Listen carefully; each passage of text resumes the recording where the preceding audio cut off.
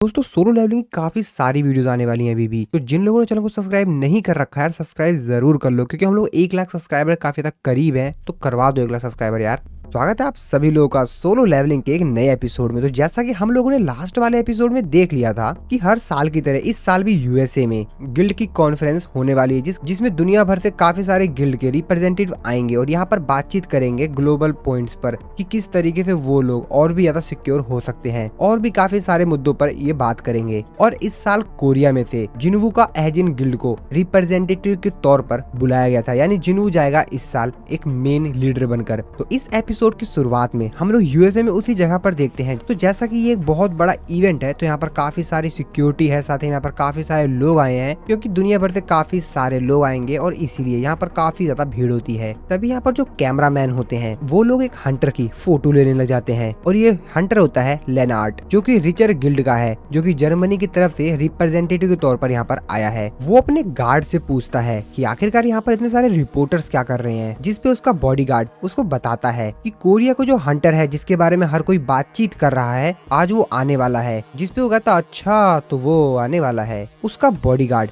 उसको कहता है कि ये लो हम लोग डेविल की बात कर रहे थे और देखो वो रहा। तो एक्चुअल में जिन्वू यहाँ पर इन लोगों से पहले ही आ गया था, जो कि साइड में खड़ा था और बॉडीगार्ड उसी की बात कर रहा था। जिसपे लेनार्ड कहता है ओ तो वो है, मुझे लगता है कि हमको उससे थोड़ी बातचीत करनी चाहिए। स्ट्रॉन्ग हंटर से बातचीत करने में मुझे कोई दिक्कत नहीं लगती, हमारे लिए तो फायदा ही है। और इसीलिए लेनार्ड जाता है जिन्वू के पास उससे बातचीत करने के लिए। लेकिन जैसे वो जिन्वू को थोड़ा सा करीब जाता है उसके जिन्वू के चारों तरफ से काफी अलग ही सेंसेस आ रही होती है और वो तभी वहीं पर एकदम से उस चीज को महसूस कर वहीं पर रुक जाता है। उसका बॉडीगार्ड उससे बोलता है कि क्या आप उससे जाके बात नहीं करेंगे, जिसपे वो कहता है कि तुमने देखा नहीं क्या। उसका बॉडीगार्ड कहता है कि क्या नहीं देखा मैंने। लेनार्ड अपने मन में सोचते हुए कहता है कि इसका मतलब वो अपने जो समन क्रिएचर्स हैं उनको दूसरी डायमेंशन से नहीं बुलाता है, बल्कि वो लोग हरदम उसके साथ रहते हैं। तो एक्चुअल में जिन्वू के शैडो सोल्जर्स की बात कर रहा था। इसको लगता था कि जिन्वू जो अपने शैडो सोल्जर्स हैं यानी वो समन क्रिएचर्स उनको अलग डायमेंशन से बुलाता है, यानी एक दूसरी जगह से ही बुलाता है और उनको समन करता है। लेकिन ऐसा नहीं था। जिन्वू के जितने भी शैडो सोल्जर्स थे वो उसके आसपास हरदम रहते थे और इसी चीज को वो सेंस कर लेता है और इस चीज को सेंस कर वो काफी ज्यादा हैरान होता है। वो अपने मन में सोचते हुए कहता है कि ये तो इतने सारे हैं कि ये चाहे तो यूएसए से भी वॉर कर ले। यूजिन जिन्वू से कहता है कि ऐसा लग रहा है आपके बारे में बातचीत की जा रही है। जिन्वू कहता है लग तो रहा है कुछ फॉरेनर मेरे को ही देख रहे हैं और शायद मेरे ही बारे में बात कर रहे हैं। यूजिन कहता है कि करना भी चाहिए, आपका नाम पूरी दुनिया में फैल चुका है, हर न्यूज चैनल पे देखा जाए तो सिर्फ आपकी ही फोटो है, आपका ही नाम चल रहा है और ऑफ कोर्स इससे आपके काफी सारे फैंस भी बढ़ गए हैं। मेरे को लगता है कि शायद तो आपका ऑटोग्राफ लेना चाहते हैं। और तभी योजिन अपने साइड में खड़े मिस्टर वू को देखते हुए कहता है ओ मिस्टर वू आप यहाँ पर क्या कर रहे हैं। मिस्टर वू बेचारे रोते हुए कहते हैं मैं यहाँ पर हंटर सांग जिन्वू का बॉडीगार्ड बनकर आया हूँ। ये बात सुनकर योजिन भी हंसने लग जाता है। योजिन उनका मजा लेते हुए फिर से कहता है कि क्या बारे में बात कर रहे थे आप, किस चीज के बारे में बात कर रहे थे। मिस च्यूल कहते हैं कि बॉडीगार्ड। यूजिन कहता है कि किसका बॉडीगार्ड। बेचारे मिस्टर वू च्यूल वो भी काफी ज्यादा नर्वस हो जाते हैं। तभी जिन्वू के सामने कुछ लोग आ रहे होते हैं। जिन्वू उनको देखते हुए कहता है कि शायद ये लोग यहाँ पर पेट्रोलिंग कर रहे हैं क्या। और तभी यहाँ पर मिस्टर व्हाइट आते हैं। वो जिन्वू से कहते हैं कि मिस्टर सांग जिन्वू हम आप ही के आने का इंतजार कर रहे थे। जिन्वू मिस्टर व्हाइट से पूछता है क्या आप एशियन ब्रांच का जो ब्यूरो है उनके लिए काम नहीं करते मिस्टर व्हाइट। जिसपे मिस्टर व्हाइट उनसे कहते हैं हाँ बिल्कुल मैं रिसेंटली वहीं पे था और अब मैं इस जगह पर आया हूँ और अभी जिस मैटर में आप इन्वॉल्व है मिस्टर सांग जिन्वू मैं उस मैटर का इंचार्ज हूँ। तभी मिस्टर व्हाइट के साथ जो उनका सिक्योरिटी वाला आया हुआ होता है वो वहाँ से योजिन को ले जाने लगता है। लेकिन मिस्टर व्हाइट जिन्वू को बताते हैं कि आप चिंता मत कीजिए, आपके जो साथी हैं इनको होटल ले जाया जा रहा है, उनकी आप फिक्र छोड़ दीजिए। जिन्वू भी योजिन से कहता है कि तुम मिस्टर वू च्यूल के साथ चले जाना। योजिन भी कहता है कि हाँ ठीक है। जिसके बाद मिस्टर व्हाइट जिन्वू से कहते हैं कि मिस्टर सांग जिन्वू आप मेरे साथ चलिए, हमको आपसे कुछ बातचीत करनी है। जिन्वू अपने मन में सोच रहा होता है कि क्या ये मेरे फादर के बारे में बात करेंगे। मिस्टर व्हाइट जिन्वू को हंसते हुए कहते हैं कि अरे आप चिंता मत कीजिए, आपको कोई भी दिक्कत नहीं होगी। मैंने आपको ऑलरेडी ही बता दिया है कि यूएस हंटर ब्यूरो आपके बारे में क्या सोचता है, इतना चिंता मत कीजिए आप। और फिर वो जिन्वू को एक दूसरी जगह पे ले जाने लगते हैं। रास्ते में चलते समय जिन्वू उनसे बोलता है कि क्या ये कोई सीक्रेट मैटर है। जिसपे वो बताते हैं कि हाँ कुछ टॉपिक्स होते हैं जो कि टॉप सीक्रेट कैटेगरी में आते हैं और ये टॉपिक उनमें से एक है। और फिर ये लोग कार में बैठकर कहीं जाने लग जाते हैं। जिन्वू उनसे बोलता है कि आखिरकार हम लोग कहाँ पर जा रहे हैं। जिसपे वो बताता है कि हम लोग हंटर ब्यूरो हेडक्वार्टर जा रहे हैं। जिन्वू कहता है कि the Hunter bureau. Mister white जिन्वू को बताते हैं कि अगर मैं आपको सच बताऊं तो हम लोग काफी ज्यादा इस समय अंडर प्रेशर में है, बहुत ज्यादा प्रेशर है हम लोगों के ऊपर। एक्चुअल में जैसा कि आपको पता ही है, जो हंटर क्रिस्टोफर है और वो यूनाइटेड स्टेट की स्ट्रेंथ का एक पिलर थे, और जैसा कि अब वो मर चुके हैं तो हमको उनकी खाली जगह को भी भरना है। चीजें अभी भी हमारे कंट्रोल में है, क्योंकि उनकी जो डेथ है अभी वो पब्लिक नहीं हुई है, और इसीलिए अभी तक हम लोग इस चीज पर कंट्रोल कर रखे हैं। लेकिन हम लोग कोशिश कर रहे हैं, अपनी पूरी पावर का इस्तेमाल कर रहे हैं, ताकि हम लोग एक ऐसा हंटर ढूंढ पाए जो कि उनकी जगह को भर सके, यानी मिस्टर क्रिस्टोफर की जगह पर कोई दूसरा हंटर आ पाए। जिन्हों उनसे पूछता है, तो क्या मैं आपका उन कैंडिडेट्स में से एक कैंडिडेट हूँ जो कि उनकी जगह भरने के लिए। इसके बाद मिस्टर व्हाइट जिन्हों को आगे बताते हैं कि जैसा कि आप इस चीज के बारे में तो जानते हैं, जो रून स्टोन होता है जो कि हम लोगों को मॉन्स्टर के अंदर से मिलता है, वो उतना ही ज्यादा ताकतवर होता है जितना कि वो मॉन्स्टर था, और उस रून स्टोन की वैल्यू काफी ज्यादा हाई होती है। और इंसान के इतिहास में जो सबसे भयंकर आपदा आई थी, जिस रेड को हर कोई भूलना चाहता है, वो थी ड्रैगन कैमिश की। उस मॉन्स्टर के अंदर से जो रून स्टोन को एक्सट्रैक्ट किया गया था, हम उसके नए ऑनर को ढूंढ रहे हैं। तो क्या सोचते हैं आप इसके बारे में? ये ऑफर आपको कैसा लगा? इस पे जिन्वो उससे बोलता है कि एक मिनट, ये फोटो एक पीछे जाइए। मिस्टर व्हाइट कहते हैं कि माफ कीजिए, किस चीज में बात कर रहे हैं आप, किस चीज की बात कर रहे हैं? जिन्वो कहता है कि अभी जस्ट आपने जो मेरे को बहुत सारी फोटोज दिखाई, इनमें से जो जस्ट पीछे वाली फोटो थी वो दिखाई एक बार, जिसपे वो पीछे फोटो करते हुए कहते हैं अच्छा ये तो कैमिश की बॉडी की फोटो है, इसी बात कर रहे हैं क्या आप? जिन्वो कहता है कि हाँ। जिन्वो मिस्टर व्हाइट से पूछता है कि क्या अभी भी कैमिश की जो बॉडी है, उसका जो कॉर्प्स है, वो अभी भी यूएसए में स्टोर है? जिसपे वो कहते हैं कि हाँ यहीं पर ही है। जिन्वो से कहता है कि उस जगह पे चलिए जहाँ पर वो रखी हुई है, हम सबसे पहले वहाँ पे चलेंगे। कहाँ पे रखी है वो? मिस्टर व्हाइट भी काफी ज्यादा हैरान होते हुए पूछते हैं कि लेकिन हुआ क्या बात है? जिसपे जिन्वो उनसे कहता है कि हंटर ब्यूरो के अगर मैं अपना समय दे सकता हूँ तो मेरे को लगता है कि मैं शायद ऐसा सवाल तो पूछ ही सकता हूँ, इसमें कोई दिक्कत तो नहीं है ना? जिसपे मिस्टर व्हाइट उसको बताते हैं कि हाँ मैं मानता हूँ कि आपको उसके बारे में कुछ जानना होगा, लेकिन फिर भी मेरे को अपने हायर अप से अलाउ लेना पड़ेगा उस चीज के लिए, और मेरे को तो खुद नहीं पता है कि आखिरकार कैमिश की जो बॉडी है वो कहाँ पर रखी हुई है, कहाँ पर स्टोर किया गया उसको। लेकिन हाँ आप चिंता मत कीजिए, अगर आप रिक्वेस्ट कर रहे हैं तो कोई दिक्कत नहीं है, मैं उनको इस चीज के बारे में बता दूंगा, आप चिंता मत कीजिए। मैं वैसे आपसे एक चीज पूछ सकता हूँ? वैसे आप थोड़ा समय तक वेट कर सकते हैं जब तक मैं रिपोर्ट बना रहा हूँ। जिन्वो उनसे कहता है कि हाँ जैसा कि हम दोनों को ही इंतजार करना है तो ठीक है, फिर साथ ही में इंतजार करते हैं। मिस्टर व्हाइट कहते हैं समझ गया। इसके बाद हम लोग डेविड को देखते हैं जो कि इस जगह का इंचार्ज होता है। मिस्टर व्हाइट सारी बात जाकर डेविड को बता देते हैं। डेविड कहता अच्छा तो तुम ये कह रहे हो कि मिस्टर सान जिन्वो यहाँ पर है, वैसे क्या तुमने रून स्टोन के बारे में उनको कुछ और बताया? मिस्टर व्हाइट कहते कह रहे नहीं सर, वो रून स्टोन के बारे में दिन भर नहीं पूछ रहे थे। जिसपे डेविड कहता है ओह चलो ठीक है, तो असल में वो सिर्फ उस कॉप्स को देखना चाहता है, मेरे को डिप्टी डायरेक्टर के साथ थोड़ी बातचीत करनी पड़ेगी पहले, तो क्या तुम थोड़ा बाहर जा सकते हो? मिस्टर व्हाइट भी कहते हैं हाँ ठीक है सर, और फिर वहाँ पे चले जाते हैं। इसके बाद डिप्टी डायरेक्टर और ये दोनों बातचीत करते हैं। वो डिप्टी डायरेक्टर से पूछते हैं क्या वैसे तुमको कोई आइडिया है कि आखिरकार वो कैमिश की बॉडी को क्यों देखना चाहता है? जिसपे वो कहता है कि मैं बता नहीं सकता क्यों, लेकिन मैं एक चीज जरूर जानता हूँ कि वो कोई टूरिस्ट नहीं है, उसकी जो स्किल की वैल्यू है वो अनइमेजिनेबल है। वैसे जो टॉप हंटर्स होते हैं वो काफी ज्यादा खुश होते हैं अपने काफी सारे पैसों को लगाकर रून स्टोन को परचेज करने में, और जो स्किल होती है वो हंटर की पावर होती है, और पावर जो होती है वो हंटर के सर्वाइवल के बराबर होती है। और अगर देखा जाए तो उसे सिर्फ कॉर्प्स ही देखना है, हो सकता है उसे इसमें कुछ और ही इंटरेस्ट हो। जिसपे डेविड उससे बोलता है वैसे उसने जिस मॉन्स्टर को अपने दम पर मारा था क्या उसकी एबिलिटी उतनी ही है? अब ये बात सुनते ही डिप्टी डायरेक्टर काफी ज्यादा हैरान हो जाता है। वो अपने मन में सोचते कहता है एक मिनट, अरे नहीं ये तो मैं भूल ही गया, क्या होगा अगर वो उस मॉन्स्टर के कॉर्प्स से एक शैडो सोल्जर बना देगा उसको? लेकिन वो तो काफी ज्यादा समय पहले मर चुका है, क्या वो ऐसा कर पाएगा? हम लोग जिन्वो को देखते हैं जो कि बाहर बैठकर इंतजार कर रहा होता है, और उसके मन में तो कोई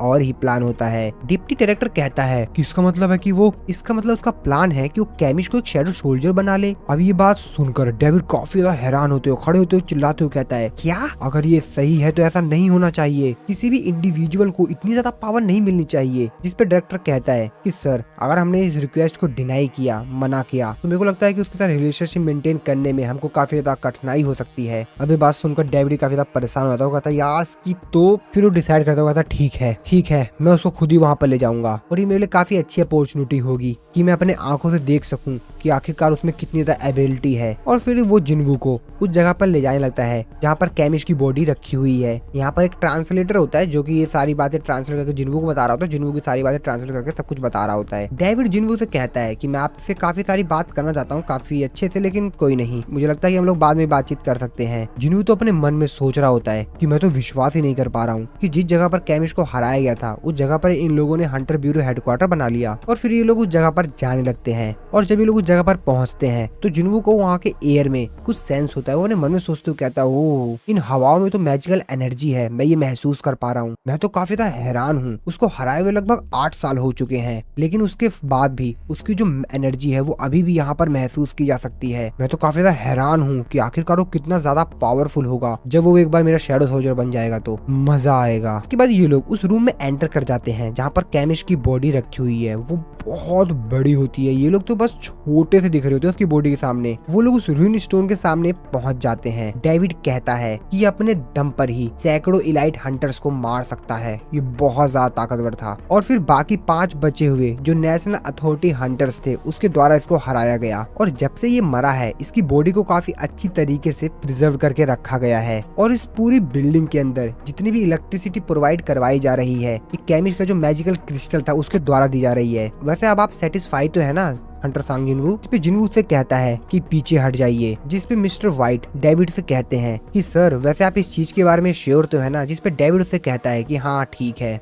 मैंने इसको ऑलरेडी ही अलाउ कर दिया है। जिस पे जिनवू भी अब आगे जाता है और अपनी पावर दिखाते हुए कहता है कि सिर्फ देखो आखिरकार क्या होने वाला है। और फिर जिनवू बोलता है अराइज। और जैसे ही जिनवू अराइज बोलता है, ये क्या दोस्तों, जिनवू को सिस्टम उसको नोटिफिकेशन देके बताता है कि शैडो एक्सट्रैक्शन फेल्ड हो गई है, तुम्हारे पास सिर्फ 2 अटेम्प्ट बचे हुए हैं। अब इस चीज को देखकर तो जिनवू काफी ज्यादा हैरान होता है। वो कहता है कि ये क्या हुआ? और जिनवू के मुंह से सिर्फ एक ही चीज निकलती है, वर्दा। समझे ना? लेकिन जिनवू हार कहाँ मानने वाला था यार, 2 चांस तो बचा हुआ है ना इसके पास। फिर से बोलता है वो और राइज। लेकिन दोस्तों इस बार ये चीज काम कर जाती है और कैमिश की जो बॉडी होती है वो धीरे धीरे करके जिन्हू के शैडो सोल्जर में कन्वर्ट होने लगती है और कैमिश जाग जाता है। और जैसे ही कैमिश उठता है आसपास की जो चीजें होती हैं जहाँ जहाँ उसकी बॉडी का हिस्सा टकराता है वो चीज डिस्ट्रॉय होने लग जाती है। यार इतना बड़ा मॉन्स्टर है, जहाँ पर टच करेगा उस जगह की तो वाट लगा के रख देगा ना ये। और जिन्हू कैमिश को अपने सामने अपने शैडो सोल्जर में कन्वर्ट हुआ देखकर थोड़ा सा खुश होता है। कैमिश जिन्हू से कहता है कि क्या तुम वही हो जिसने कि मेरे को समन किया है, king of death, shadow monarch. लेकिन इस सीन को देखकर डेविड, मिस्टर व्हाइट और बाकी लोग जो इस जगह पर आए हुए होते हैं उनके तो आंख खुले के खुले रह जाते हैं। वो तो काफी ज्यादा हैरान होते हैं, कहते हैं what the hell. Mister white कहते हैं कि ये क्या है? इधर कैमिश जिन्हू से कहता है कि इंसान इंसान इंसान जरूर मरेंगे, मैं सबको मार दूंगा।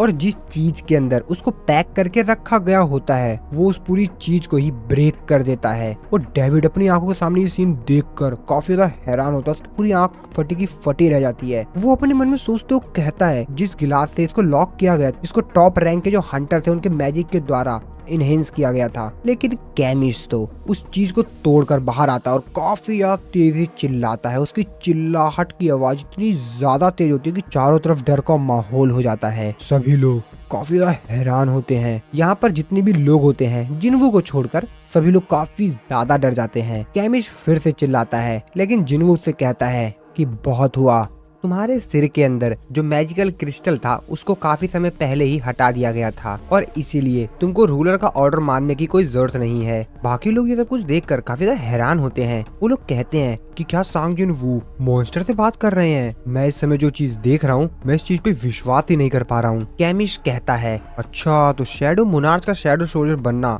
इस तरह की फीलिंग आती है। मैं एक समय पर ड्रैगन एम्परर की बात माना करता था, मैं उनका सर्वेंट था और अब मैं अपने नए मोनार्च का स्वागत करता हूँ। जिन्हू से पूछता है ओ अच्छा तो तुम ड्रैगन एम्परर के लिए भी काम कर चुके हो? जिस पे कैमिश उसको बताता है कि हाँ आपने सही कहा माय लॉर्ड, मैं किंग ऑफ बर्सर्क ड्रैगन के लिए काम कर चुका हूँ जो कि है मोनार्च ऑफ डिस्ट्रक्शन। जिन्हू ये बात सुनकर अपने मन में सोच रहा होता है कि मेरे को तो मालूम भी नहीं था शैडो सोल्जर के अंदर इतनी ज्यादा पावर होती है। मेरे को ये नहीं मालूम था कि इनके पास इतनी ज्यादा पावरफुल ईगो होती है। और मैंने आज तक जितने भी मॉन्स्टर्स देखे हैं उनसे ये तो कम्प्लीटली ही अलग लेवल पे है। इसकी पावर, इसकी एनर्जी, इसकी फीलिंग वो तो नेक्स्ट लेवल है। और इसको देखकर मैं कह सकता हूँ कि इसके पास बहुत ही ज्यादा इनक्रेडिबल पावर है। अब ये सब कुछ देखकर, ये सब कुछ सुनकर बाकी सभी जो लोग होते हैं तो काफी ज्यादा हैरान होते हैं। उनको बेचारा तो मुंह खुला खुला रहता है, उनके शरीर से बस पसीने आ रहे होते हैं, उनको तो कुछ समझ ही नहीं आ रहा होता, वो बेचारे पूरे कंफ्यूज से होते हैं कि यहाँ पर चल क्या रहा है, यहाँ पर हो क्या रहा है यार आखिरकार यहाँ पर। अब इन लोगों को क्या मालूम कि जिन्वू यार उनसे क्या बातें कर रहा है। अभी इसलिए बेचारे काफी ज्यादा कंफ्यूज्ड हैं। जिन्वू अपने मन में सोच रहा होता है the king of dead shadow monarch और the king of giants monarch of the beginning. तो जरूर ये लोग उन 9 मोनार्च में से ही हैं जिनके बारे में मेरे को सिस्टम ने बताया था। कैमिस जिन्वू से कहता है बड़े अफसोस की बात है माई किंग, लेकिन मेरे को अब आपसे विदा लेना होगा, मुझे जाना होगा। जिनको कुछ समझ ही नहीं आता, वो कहता है क्या क्या मतलब? ऐसा लगता है कि हमारी मुलाकात बहुत देर से हुई है माई किंग। और धीरे धीरे कर कैमिस वहाँ से डिसअपेयर होता है। अब ये सब कुछ देख कर तो जिन्वू को कुछ भी समझ नहीं आ रहा होता है। वो अपने मन में सोचता है यहाँ तक कि शैडो मोनार्च की पावर भी समय के साथ छेड़खानी नहीं कर सकती। और जिन्वू चिल्लाते हुए कहता है कि सिस्टम सिस्टम, लेकिन कैमिस धीरे धीरे करके वहाँ से डिसअपेयर होने लग जाता है। कैमिस जिन्वू से कहता है मैं प्रे करता हूँ कि आपके बाकी जितने भी बेहतरीन सोल्जर्स हैं वो अंत तक आपकी सेवा करेंगे। 4 ऐसे इंसान थे जिन्होंने रूलर्स थे उनकी पावर उधार ली थी, तो कृपया उनसे सावधान रहिएगा। ये मेरे लिए बड़ी गर्व की बात है कि मैं अपने नए किंग के सामने आया। और ऐसा कहने के बाद कैमिस अपने नॉर्मल बॉडी में आ जाता है और जिन्वू सिस्टम उसको नोटिफाई करके बताता है कि शैडो एक्सट्रैक्शन फेल हो गया। इस चीज को देखकर तो जिन्वू भी काफी ज्यादा कंफ्यूज्ड होता है। वो तो कुछ भी समझ नहीं पा रहा होता है कि आखिरकार ये सब कुछ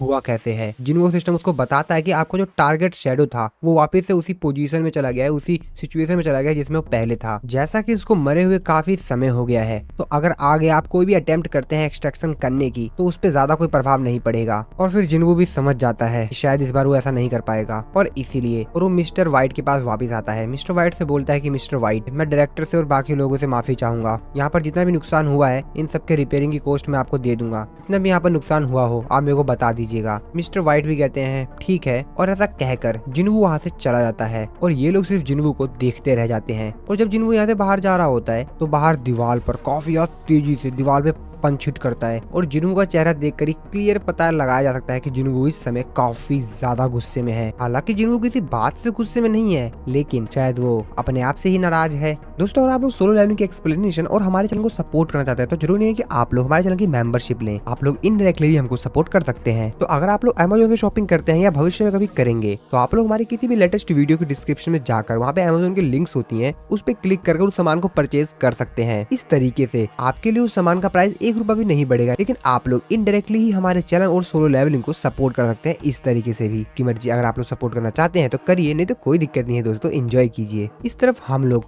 होटल का सीन देखते हैं जहाँ पर जिन्वू जा रहा होता है कि तभी मिस्टर वू च्यूल जिन्वू को देख लेते हैं। वो जिन्वू से कहते हैं कि आप कहाँ पर जा रहे हैं, वैसे हंटर योजिन कहाँ पर हैं? जिसपे जिन्वू कहता है क्या मतलब, मैं समझा नहीं। मिस्टर च्यूल कहते हैं कि आपसे मिलने के बाद वो वहाँ से चला गया था और आपने उससे कहा था ना कि आप हंटर ब्यूरो में उसका इंतजार करेंगे। जिसपे जिन्वू कहता है क्या, अरे नहीं मैं तो अभी भी वापस आया हूँ, तुम किस चीज के बारे में बात कर रहे हो? तभी मिस्टर व्हाइट भी वहाँ पर आते हैं। वो जिन्वू को बताते हैं कि हंटर योजिन जहाँ पर विजिटर रहते हैं वहाँ पर नहीं है। मिस्टर च्यूल भी कहते हैं हाँ इन्होंने सही कहा, मैंने भी यहाँ पर चेक किया था लेकिन वहाँ पर तो मेरे को योजिन मिला नहीं। और स्कैवेंजर गिल्ड से एक हंटर आया था लगभग 2 घंटे पहले, वो उसे वहाँ से ले गया। तो ये बात सुनकर मिस्टर व्हाइट भी काफी हैरान होते हैं। वो कहते हैं कि माना कि स्कैवेंजर गिल्ड के साथ हंटर ब्यूरो का काफी क्लोज रिलेशनशिप है और वो हमारे मामले को नहीं देखते हैं, और मेरे को लगता है कि हम लोगों को उनसे डायरेक्टली ही बात कर लेनी चाहिए, यही सबसे बेस्ट रहेगा। और इसीलिए वो किसी को कॉल लगाते हैं जिन्वू, जो कि अपने मन में सोच रहा होता है कि आखिरकार मेरे को काफी ज्यादा बैड फीलिंग क्यों आ रही है। तो असल में मिस्टर व्हाइट ने स्कैवेंजर गिल्ड की लॉयरा है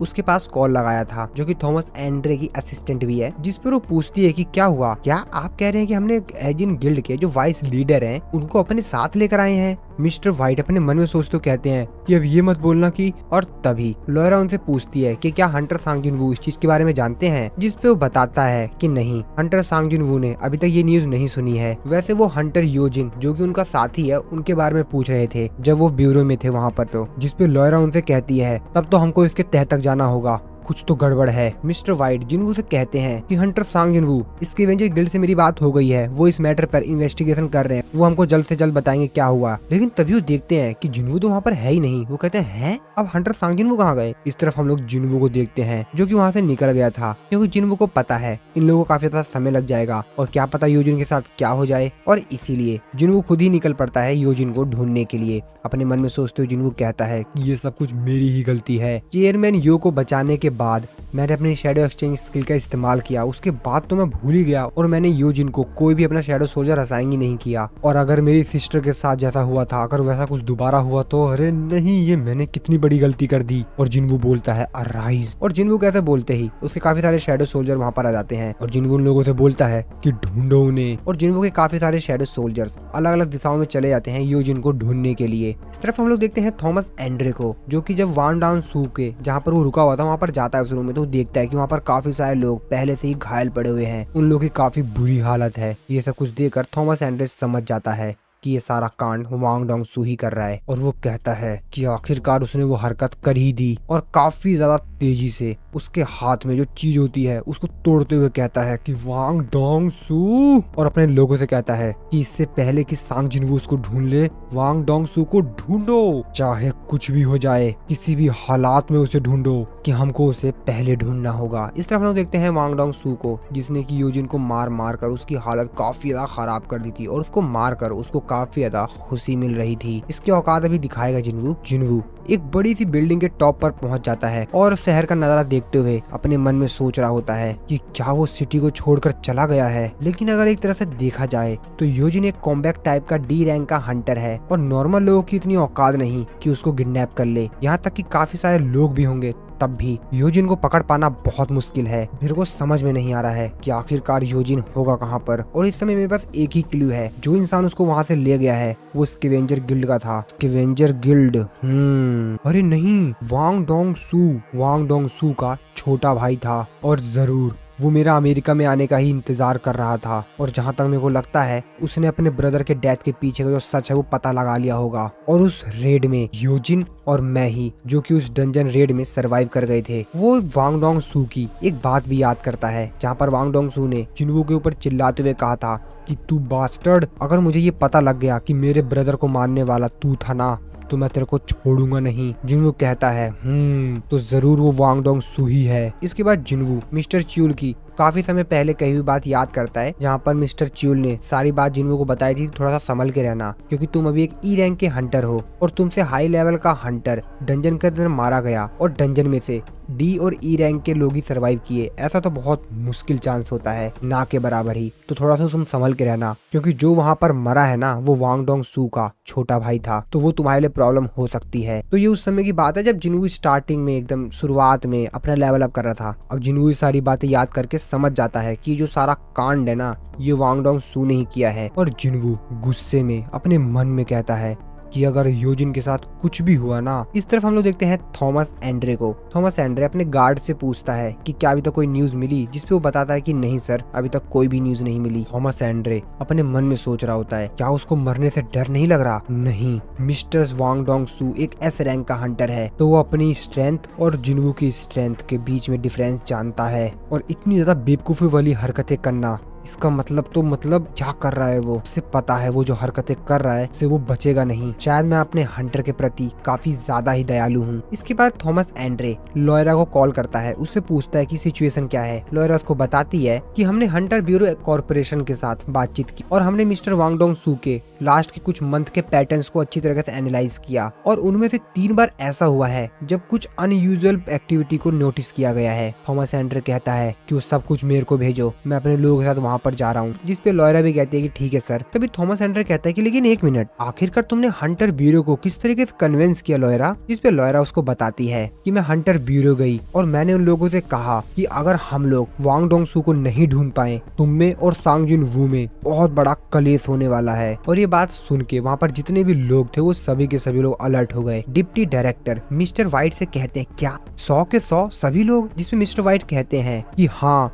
जितने भी रेड को शेड्यूल किया गया था उन सभी को कैंसिल कर दिया गया है, सभी हंटर को बोल दिया गया है। अब ये बात सुनकर डिप्टी मैनेजर अपने मन में सोच रहा होता है कि अगर स्कैवेंजर गिल्ड के सभी मेंबर इस तरीके से काम कर रहे हैं, इसका मतलब तो ये जरूर है कि इन सब के पीछे थॉमस एंड्रे का हाथ है। ये तो बहुत बड़ी बात है, लेकिन आखिरकार एग्जैक्टली चल क्या रहा है यहाँ पर। इस तरफ हम लोग देखते हैं वांग डोंग सू को, जिसने की यूजिन को एक अलग ही जगह पर कैद करके रखा हुआ था और यूजिन की हालत बहुत ही ज्यादा खराब थी। तो एक्चुअली यहाँ पर टोटल 3 हंटर थे, वांग डोंग सू और एक और हंटर जिसने की चश्मा लगा रखा है, ये एक हीलर है। और एक और बंदा वांग डोंग सू कहता है कि मेरा कोई प्लान नहीं है इसके साथ कुछ बुरा करने का, मैं तो इससे सिर्फ एक चीज जानना चाहता हूँ, सिर्फ एक चीज। मास्टर थॉमस एंड्रे ने मेरे को वार्न किया था कि मैं सांग जिनवू से पंगा ना लूं, लेकिन मेरा पहले कोई ऐसा इरादा था ही नहीं कि मैं जाते ही सांग जिनवू से लड़ने लग जाऊं, क्योंकि एक और इंसान है जो कि मेरे को इस चीज का जवाब दे सकता है। मैंने इससे कहा था कि अगर ये मेरे को सच सच बता देगा कि आखिरकार उस दिन डंजन के अंदर मेरे भाई के साथ क्या हुआ था, तो मैं इसको एक खरोच आए बिना ही यहाँ से जाने दूंगा। सिर्फ एक चीज, मैं सिर्फ एक चीज सुनना चाहता था कि आखिरकार सांग जिनवू ने ही मेरे ब्रदर को मारा है,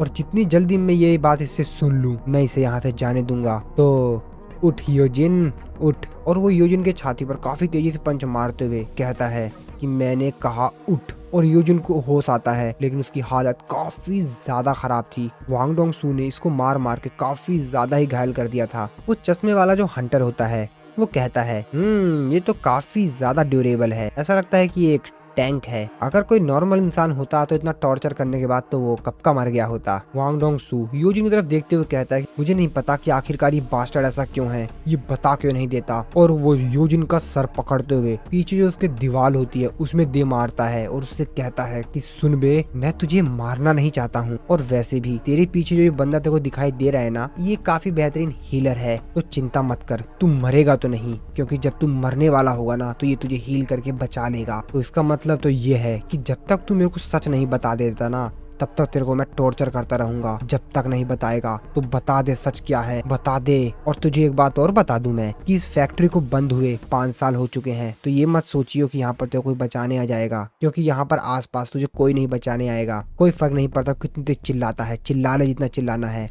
कोई भी नहीं आएगा तेरे को बचाने के लिए जगह पर। तो क्या लगता है, कुछ सोचा तूने? क्या थोड़ा बहुत बोलने की ट्राई करेगा? जिसपे यूजिन कुछ बोलने के लिए मुंह खोलता है। वांग डोंग सू कहता है क्या बोलना चाह रहा है? यूजिन थोड़ा सा मुस्कुराते हुए कहता है भाड़ में जा। और ये बात सुनते ही वांग डोंग सू को और भी ज्यादा गुस्सा आता है। वो फिर से यूजिन का सर पीछे जो दीवार होती है उसमें दे मारता है काफी ज्यादा तेजी से। ये सब कुछ देखकर उसके पीछे जो एक और गुंडा होता है वो वांग डोंग सू से कहता है कि मिस्टर वांग डोंग सू, मैंने आपके साथ किसी का मर्डर करने का डील नहीं किया था। वांग डोंग सू कहता है कि मालूम है मुझे, चिंता मत कर, मरेगा नहीं ये। तो चलो फिर शुरू करते हैं। जिसपे कहता है कि किस चीज के बारे में बात कर रहे हो आप? वांग डोंग सू कहता है कि मैं तो सिर्फ अभी शुरुआत ही की है।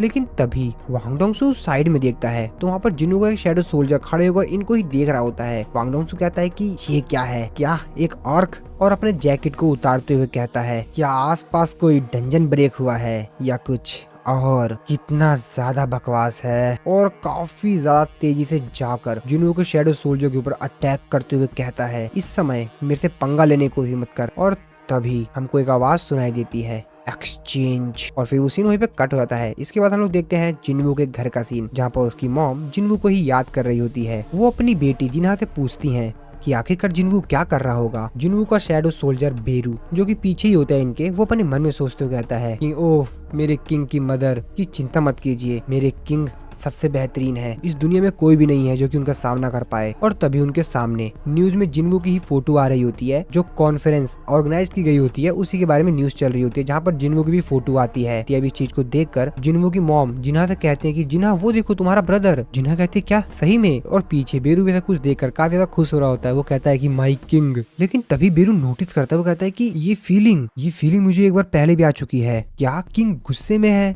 इसके बाद हम दूसरी तरफ काफी सारे हंटर का एक ग्रुप देखते हैं जो कि किसी रेड पर जा रहे होते हैं। उनका लीडर उनको समझा रहा होता है कि काफी दिनों से डंजन के अंदर काफी सारे एक्सीडेंट्स हो रहे हैं, तो थोड़ा सा संभल के रहना और हम लोगों को ये रेड कंप्लीट करनी है बिना किसी दुर्घटना के। जिसपे सभी लोग कहते हैं कि हाँ सर। तभी उनमें से एक हंटर काफी ज्यादा तेजी से डरते हुए चिल्लाता है, जिसको देखकर उनको लीडर कहता है कि क्या हुआ? जिसपे वो कहता है कि सर शैडो आपके पीछे एक शैडो है, जस्ट वो देखिए। जिसपे वो उससे कहता है कि योंटे, मैं तुमको बोला है ना कितनी बार कि रेड पे चलते समय पी कर मत आया करो, तुमको मैंने मना किया है ना। जिसपे वो कहता है कि नहीं सर, आज तो मैंने बिल्कुल नहीं पिया सर, बिल्कुल भी थोड़ा सा भी नहीं पिया सर, मैं आपको सच कह रहा हूँ, देखिए आपके पीछे एक शैडो है। लेकिन वो लीडर बिल्कुल भी उसके पर विश्वास नहीं करता है। उससे कहता है कि तुम जानते हो तुम्हें आज ब्रेक लेना चाहिए। जिस पे कहता है कि बॉस आई एम सीरियसली, मैं सही बता रहा हूँ। के बाद हम लोग देखते हैं थॉमस एंड्रे को, जो कि अपने लोगों के साथ कहीं पर जा रहा होता है। कि तभी वो अपने ड्राइवर से बोलता है कि गाड़ी रोको। जिसपे वो कहता है कि क्या सर? जिसपे उसको चिल्लाते हुए कहता है कि मैंने कहा गाड़ी रोको, डैम इट, ये पहले ही शुरू हो चुका है। और वो चलती कार का ही गेट तोड़ देता है और बाहर निकलता है। सभी लोग ये देखकर गाड़ी रोक देते हैं। जिस पर वो अपने ड्राइवर से कहता है कि मैं आगे जा रहा हूँ, तुम लोग मेरे को फॉलो करो जितना जल्दी हो सके। जिसपे वो भी कहता है कि हाँ ठीक ठीक ठीक है सर। और इसके बाद थॉमस एंड्रे निकल पड़ता है उस जगह के लिए जहाँ पर जिनवू और वांग डोंगसू की लड़ाई होने वाली है, जिसपे ड्राइवर बात कर रहे होते हैं। मेरे को लगता है कि कल की सिचुएशन और भी ज्यादा खराब होने वाली है क्योंकि बहुत ज्यादा डैमेजेस होने वाला है। जिसपे दूसरा ड्राइवर कहता है कि हाँ लगता तो कुछ मेरे को ऐसा ही है। और इस तरफ हम लोग देखते हैं वांग डोंगसू के पेट पर एक काफी ज्यादा तेजी से पंच लगता है। और आप लोगों को तो पता ही यार किसका पंच है। तो हाँ दोस्तों, ये है हमारे हीरो सांग जिनवू का पंच। बाकी जो दोनों लोग होते हैं यहाँ पर वांग डोंगसू के साथी, वो भी देखकर काफी ज्यादा हैरान होते हैं कि अब ये कौन आ पड़ा यहाँ पर। हम लोग देखते हैं योजिन को जो कि अपने चेहरे पर एक स्माइल देता है और वांग डोंगसू को एक पंच पड़ते ही उसके मुंह से खून आ जाता है और काफी ज्यादा दूर जाके गिरता है। और सामने खड़ा होता है जिनवू जो कि बहुत ही ज्यादा गुस्से में है। जिनवू योजिन को हीलिंग वाटर पिलाता है जिसकी वजह से शायद वो थोड़ा सा रिकवर हो पाए, लेकिन जिनवू को सिस्टम उसको नोटिफाई करके बताता है अगर एचपी 10% से कम है तो आप हीलिंग वाटर का इस्तेमाल कर कर किसी की भी हेल्थ को रिकवर नहीं कर सकते। अब इस चीज को देखकर जिनवू भी थोड़ा सा परेशान होता है। जिनवू अभी भी काफी ज्यादा गुस्से में था। और अब एक और समस्या जिसकी वजह से जिनवू और भी ज्यादा गुस्से में रहता है। और फिर जिनवू साइड में खड़े जो वांग डोंगसू के दो साथी थे, जिनवू उनकी तरफ देखते हुए उनसे पूछता है कि तुम में से कोई हीलर है क्या, योजिन को हील करो। लेकिन जो उसमें से हीलर होता है वो तो जिनवू से कहता है कि हाँ हमको कोरियन नहीं आती है, क्या बोल रहे हो तुम। और तभी वांग डोंगसू फिर से खड़ा होता है और वो जिनवू की तरफ ही आ रहा होता है। वो अपने साथी से बोलता है कि सांग जिनवू चाहता है कि तुम उस बच्चे को हील करो। और वांग डोंगसू जो कि वो भी काफी ज्यादा गुस्से में होता है, वो जिनवू की तरफ देखते हुए उससे बोलता है तो शायद हम लोग पहली बार मिल रहे हैं ना। सांग जिनवू और जिनवू काफी ज्यादा गुस्से में उन दोनों से बोलता है कि मैं फाइनल वार्निंग दे रहा हूँ, अगर तुम में से कोई हीलर है तो फटाफट इसको हील करो। जिसमें जो हीलर होता है वो जिनवू से कहता है कि तुमने सुना नहीं, इसके लिए तुमको मेरे बॉस से बात करनी पड़ेगी, जब तक वो नहीं कहेंगे मैं किसी को हील नहीं करने वाला हूँ। और फिर जिनवू उसकी तरफ जाता काफी ज्यादा गुस्से में और उसके चेहरे को पकड़ता है और उठा के काफी ज्यादा तेजी से साइड में फेंकता है। और फिर जो दूसरा गुंडा होता है वांग डोंगसू का साथी, जिनवू उससे बोलता है तो क्या तुम भी हीलर हो। जिसपे बोलता है अरे अरे मिस्टर वांग डोंगसू, आपने तो कहा था कि ये जॉब में कोई भी खतरा नहीं है और आप तो सांग जिनवू से पंगा भी नहीं लोगे, ये कर रहा है। और फिर जिनवू उससे दोबारा से पूछता है कि क्या तुम हील करने के लायक हो या नहीं, तुम एक हीलर भी हो या नहीं। जिसपे वो कहता है कि नहीं नहीं नहीं नहीं नहीं मैं तो, और वो उससे आगे कुछ बोल पाता। जिनवू उसको भी उठाकर जमीन में पटक देता है। और वांग डोंगसू और जिनवू दोनों ही इस समय काफी ज्यादा गुस्से में होते। वांग डोंगसू जिनवू से कहता है कि मैं जानता था कि तुम ही हो जिसने कि मेरे ब्रदर वांग डोंगसू को मारा था, है ना, सही बात है ना। योजिन जो कि साइड में घायल पड़ा हुआ होता है, वो जिनवू से कहता है कि ये वांग डोंगसू का ब्रदर है, प्लीज इससे थोड़ा सा केयरफुल रहना। जिनवू योजिन से बोलता है कि योजिन तुम बोलो मत। वांग डोंगसू जिनवू से फिर से पूछता है कि तुमने मेरा जवाब नहीं दिया सांग जिनवू, क्या तुम वही हो। जिनवू वांग डोंगसू को जवाब देते हुए कहता है कि तुम उसी से पूछ लेना जब तुम उससे दोबारा मिलोगे तो। अब ये बात सुन के वांग डोंगसू और भी ज्यादा गुस्से में जाता है और वो गुस्से में जिनवू के ऊपर काफी ज्यादा तेजी से अटैक करता है। और जिनवू उसके इस अटैक से बड़े ही आसानी से बच जाता है, मानो कि उसके इस अटैक से जिनवू को कोई फर्क ही ना पड़ा हो। और जिनवू उल्टा ही उसके पेट पर एक काफी तेजी से पंच हिट करता है, जिसकी वजह से वांग डोंगसू की तो हालत ही खराब हो जाती है, उसके मुंह से खून आने लग जाता है और वो काफी ज्यादा दूर जाके गिरता है। और सामने जब धूल हटती है तो वांग डोंगसू की हालत बहुत ही ज्यादा खराब हो गई होती है। जिनवू की सिर्फ एक ही पंच में, अभी तो इसको और भी पंच पड़ेंगे। लेकिन वांग डोंगसू अभी भी गुस्से में था, वो काफी ज्यादा गुस्से में जिनवू की तरफ देख रहा होता है, मानो जिनवू को आज वो मार ही डालेगा। लेकिन जिनवू को तो कुछ भी फर्क नहीं पड़ता। जिनवू उड़ते हुए सीधा उसके पास आता है और वांग डोंगसू जिनवू को फिर से अटैक कर पाता उससे पहले ही जिनवू उल्टा उसी के ऊपर अटैक करके उसके ऊपर फिर से एक तगड़ा हिट करता है और उसको फिर जमीन में दे मारता है, जिसकी वजह से उसकी और भी ज्यादा हालत खराब हो जाती है। जिनवू फिर से उसका सर पटकता है और फिर से जमीन में दे मारता है। और जिनवू ऐसा तब तक करता रहता है जब तक कि उसको थॉमस एंड्रे आकर बोलता नहीं है कि बहुत हुआ। तो एक्चुअल में यहाँ पर थॉमस एंड्रे भी आ चुका था और वो जिनवू की तरफ चिल्लाते हुए कहता है कि बहुत हुआ, रुको। और वो वांग डोंगसू से कहता है कि मैंने तुझसे कहा था ना कि इससे पंगा मत लियो। वांग डोंगसू क्या तुम अभी भी जिंदा हो। वांग डोंगसू कहता है हाँ अभी के लिए तो ठीक हूँ। जिसपे थॉमस एंड्रे जिनवू से कहता है कि ऐसा लगता है कि ये तो अच्छे से समझ नहीं पाया, लेकिन मुझे लगता है कि तुम अच्छे से समझ जाओगे काफी अच्छे से, इसको जाने दो और आज जो कुछ भी हुआ इस चीज को एकदम से भूल जाओ, मानो यहाँ पर आज कुछ हुआ ही ना हो। जिसपे जिनवू से कहता है कि और अगर मैं ऐसा ना करूँ तो थॉमस एंड्रे उससे कहता है कि फिर तो मैं अपनी ताकत लगाकर तुमको रोकूंगा। और फिर जिनवू भी वांग डोंगसू को उठा के वहां से दूर फेंक देता है। वो कहता है कि चलो ठीक है तो ताकत लगा के रोक लो मेरे को आज। वांग डोंग सू जो कि अभी आसमान में ही होता है, जिसको जिन्होंने भी फेंका होता है, लेकिन उसके मन में ये नहीं चल रहा था कि मेरे को जिन्होंने आज पीटा है। उसके मन में तो चल रहा होता है कि बहुत बढ़िया, तुम्हारे पास कोई भी चॉइस नहीं है जिन्वू, और अब तुमको थॉमस एंड्रे से लड़ना ही होगा। मेरे लिए जिन्वू को मार दो। हाँ थॉमस एंड्रे, जिन्वू को मार दो। और वो भी खुश हो रहा होता है कि अब थॉमस एंड्रे और जिन्वू की फाइट होगी। इस तरफ हम लोग देखते हैं जिन्वू और थॉमस एंड्रे को, जो कि एक दूसरे के सामने खड़े होते हैं। हालांकि थॉमस एंड्रे जिन्वू से काफी ज्यादा लंबा है, काफी ज्यादा ऊंचा तगड़ा पंदा लग रहा है। जैसा कि हम लोग को मालूम है कि जिन्वू दिखने में मामूली है, ताकतवर तो ये भी है। थॉमस एंड्रे जिन्वू से कहता है कि तू जानता नहीं क्या मैं कौन हूँ, जिसपे जिन्वू से कहता है कि इससे कोई भी फर्क नहीं पड़ता कि तुम कौन हो। थॉमस एंड्रे जो कि जिन्वू की तरफ काफी ज्यादा गुस्से में देख रहा होता है, लेकिन वो अपने मन में सोच रहा होता है कि ये जानता है कि मैं कौन हूँ, लेकिन फिर भी ये सब कुछ कर रहा है। तो थॉमस एंड्रे एक बहुत ही ज्यादा गरीब फैमिली में पैदा हुआ। उसके चारों तरफ बस दुश्मन ही दुश्मन थे। उसका नाम कोई नहीं जानता था, कोई भी नहीं, लेकिन उसके पास एक बहुत ही बेहतरीन गिफ्ट था जो कि उसको बाकी लोगों से बहुत ही ज्यादा अलग करता था। और इसी एक्स्ट्रा ऑर्डिनरी टैलेंट के दम पर वो बहुत ज्यादा आगे चला गया, बाकी लोगों से तो बहुत ज्यादा आगे। और उसकी वो टैलेंट था ओवरवेलमिंग स्ट्रेंथ। उसके पास बहुत ही ज्यादा पावरफुल स्ट्रेंथ थी, इतनी ज्यादा ताकत कि वो बाकी लोगों से बहुत ज्यादा आगे जा सकता था। उसने ना जाने कितनी लड़ाइयां लड़ी और उसने ये प्रूव किया कि उसका जो टैलेंट है वो कितना ज्यादा कीमती है। उसने अपनी इस ताकत का इस्तेमाल उन लोगों के खिलाफ किया जो कि उसको पहले बहुत परेशान किया करते थे। इसके पास क्या नहीं है? स्ट्रेंथ, अथॉरिटी, वेल्थ, फोर्स, सब कुछ तो है। ये अपनी जिंदगी राजाओं की तरह जीता है। इसके पास अलग अलग प्रकार की काफी सारी पावर्स हैं। और जब इस दुनिया में एक दूसरे प्रकार की ही पावर अपीयर हुई तो इसने उस अपॉर्चुनिटी के थ्रू देखा कि वो एक ट्रू किंग बन सकता है। उसने उन सभी को मिटा दिया जो कि उसके रास्ते में आए, और जो भी उसकी तरफ देखता था वो उसको उसके घुटने पे ले आता था। और थॉमस एंड्रे मानता था वायलेंस ही उसके जीतने का तरीका था। वो अपने एक्सपीरियंस से ये बात जानता था कि जो लोग भी उसकी बात नहीं मानते हैं उनसे कैसे निपटना है। और फिर थॉमस एंड्रे जिन्वू के ऊपर काफी ज्यादा तेजी से अटैक कर देता है। थॉमस एंड्रे के साथ जो बाकी लोग इसके सपोर्ट में आए हुए थे, इनके साथ ही बाकी हंटर्स लोग जो कि बाहर ही खड़े होते हैं, वो सभी के सभी कहते हैं अरे पीछे हटो पीछे हटो। और यहाँ पर काफी तेजी से थॉमस एंड्रे उड़ते हुए बाहर आते हैं। तो दोस्तों एक्चुअल में थॉमस एंड्रे ने जिन्वू के ऊपर अटैक किया था, लेकिन जिन्वू ने भी थॉमस एंड्रे के ऊपर अटैक किया था। और एक्चुअल में इस अटैक को थॉमस एंड्रे रोक रहा होता है क्योंकि जिन्वू ने इतना ज्यादा तेज अटैक किया था कि थॉमस एंड्रे काफी ज्यादा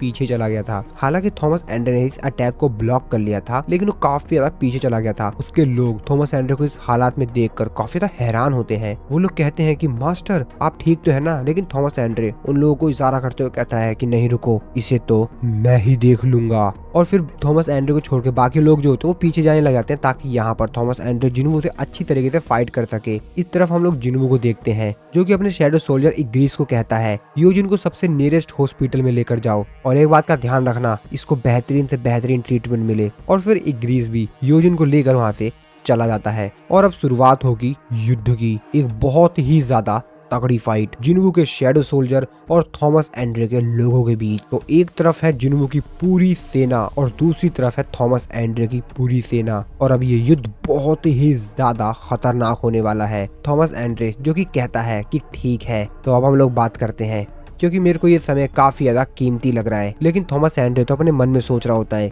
इन सब कारनामे का जिम्मेदार मैं भी वांग डोंग सू को नहीं ठहरा सकता हूँ। मानता हूँ उस बेवकूफ ने हरकतें की हैं, लेकिन इस समय मेरी इज्जत वापस लाने का सिर्फ एक ही तरीका है, मेरे को इसको मारना होगा। थॉमस एंड्रे सांग जिन्वू से कहता है अभी भी ज्यादा देर नहीं हुई है, अपनी गलती मान लो और पीछे हट जाओ। और अभी और उसी वक्त अगर तुम मेरे से अपनी जिंदगी की भीख मांगोगे तो मैं तुमको माफ भी कर दूं। लेकिन जिन्वू उसको बड़ा ही प्यारा रिप्लाई देता है भाड़ में जा। थॉमस एंड्रे की तो दिमाग ही खराब हो जाता है, वो तो और भी ज्यादा गुस्से में आता है। वो जिन्वू के ऊपर चिल्लाते हुए कहता है कि तू बास्टर्ड, तेरी इतनी औकात, अब तू बचने वाला नहीं है। और वो पूरे गुस्से में अपनी पूरी ताकत दिखाता है और उसके बॉडी के सारे मसल्स जो होते हैं वो बाहर आ जाते हैं। उसके पूरे जो कपड़े उसने पहने हुए होते हैं, शर्ट, वो पूरी तरीके से फट जाता है और उसके पूरे शरीर के मसल्स दिखाई देते हैं। वो सांग जिन्वू से कहता है कि तू रिग्रेट करेगा इस बात को लेकर, ये तेरे लिए लास्ट चांस था, लेकिन तूने ये भी नहीं माना। और उसके पूरे बॉडी के मसल्स पूरी तरीके से फूल जाते हैं और वो पूरी गुस्से में जमीन पर एक लात मारता है और जमीन के नीचे पूरी दरार सी आ जाती है। उसके हंटर्स भी रेडी होते हैं फाइट करने के लिए और इस तरफ जिन्वू के शैडो सोल्जर भी तैयार होते हैं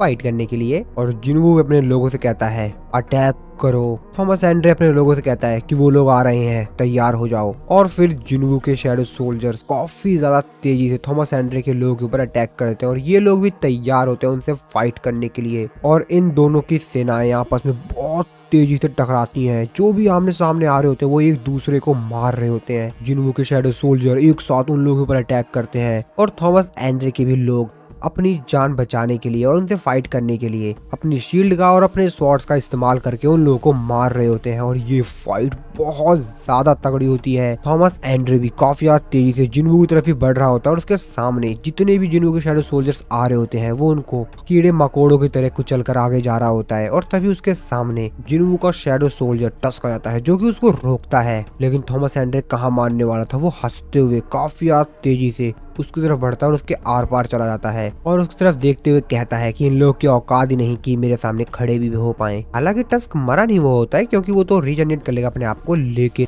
वो जिस तरीके से टस्क के अंदर से निकल के इस पार आ गया था, ये चीज तो भाई काफी ज्यादा खतरनाक दिन था। थॉमस एंड्रे जमीन पर आता है और उसके सामने होते हैं जिन्वू के काफी सारे शैडो सोल्जर्स जो कि काफी तेजी से थॉमस एंड्रे के लोगों को खत्म कर रहे होते हैं। और उन्हीं के सामने होता है जिन्वू। जिन्वू भी थॉमस एंड्रे को देख लेता है कि लगता है ये लड़ने के लिए आ गया है और थॉमस एंड्रे काफी ज्यादा तेजी से जिन्वू की तरफ बढ़ रहा होता है जिन्वू को मारने के लिए। लेकिन उसके सामने उसके शैडो सोल्जर आ जाता है, लेकिन थॉमस एंड्रे उसको बड़े ही आसानी से एक पंच मारते हुए कहता है कि साइड हट बे, और जिन्वू की तरफ फिर से काफी तेजी से बढ़ने लग जाता है। लेकिन तभी वो नोटिस करता है कि जिन्वू तो वहाँ पर है ही नहीं, वो एकदम से गायब हो गया है। ये चीज देखकर थॉमस एंड्रे अपने मन में सोच रहा होता है कि ये कहाँ गया। और तभी वो अपने साइड में देखता है जिन्वू काफी तेजी से साइड में आ गया होता है और थॉमस एंड्रे कोई रिएक्ट कर पाता उससे पहले ही जिन्वू उसके ऊपर अपने डैगर से अटैक कर देता है। लेकिन जिन्वू चीज देखकर काफी ज्यादा हैरान हो जाता है कि उसका डैगर तो उसके ऊपर कोई असर ही नहीं दिखा पाया। जिन्वू ने अपने डैगर से उसके ऊपर अटैक किया था लेकिन उससे तो उसको कोई फर्क ही नहीं पड़ा। ये वही डैगर है दोस्तों जिसकी हेल्प से जिन्वू ने बड़े बड़े मॉन्स्टर के ऊपर अटैक करके उनको निपटा दिया था, लेकिन इसके बॉडी के ऊपर तो उसका कोई असर ही नहीं हुआ। जिन्वू चीज देखकर काफी हैरान होता है। इससे पहले जिन्वू कोई और रिएक्ट कर पाता, थॉमस एंड्रे जिन्वू को एक पंच हिट करता है जिसकी वजह से जिन्वू काफी दूर जाके गिरता है। थॉमस एंड्रे जिन्वू की तरफ स्माइल देते हुए कहता है कि ऐसा लगता है कि तू तो नेशनल लेवल हंटर से भी लो है। और फिर थॉमस एंड्रे साइक्लोसिस का इस्तेमाल करता है, यानी कि जिन्वू को अपनी पावर का इस्तेमाल करके अपनी तरफ खींच रहा होता है। इस चीज को देखकर जिन्वू अपने मन में सोचता रहता है क्या साइक्लोसिस। थॉमस एंड्रे तो काफी ज्यादा खुश होता है, मुस्कुरा रहा होता है कि वो जिन्वू को अब मारने ही वाला है कि तेरे में और मेरी स्ट्रेंथ में देख ले कितना डिफरेंस है और अब तो तू गया।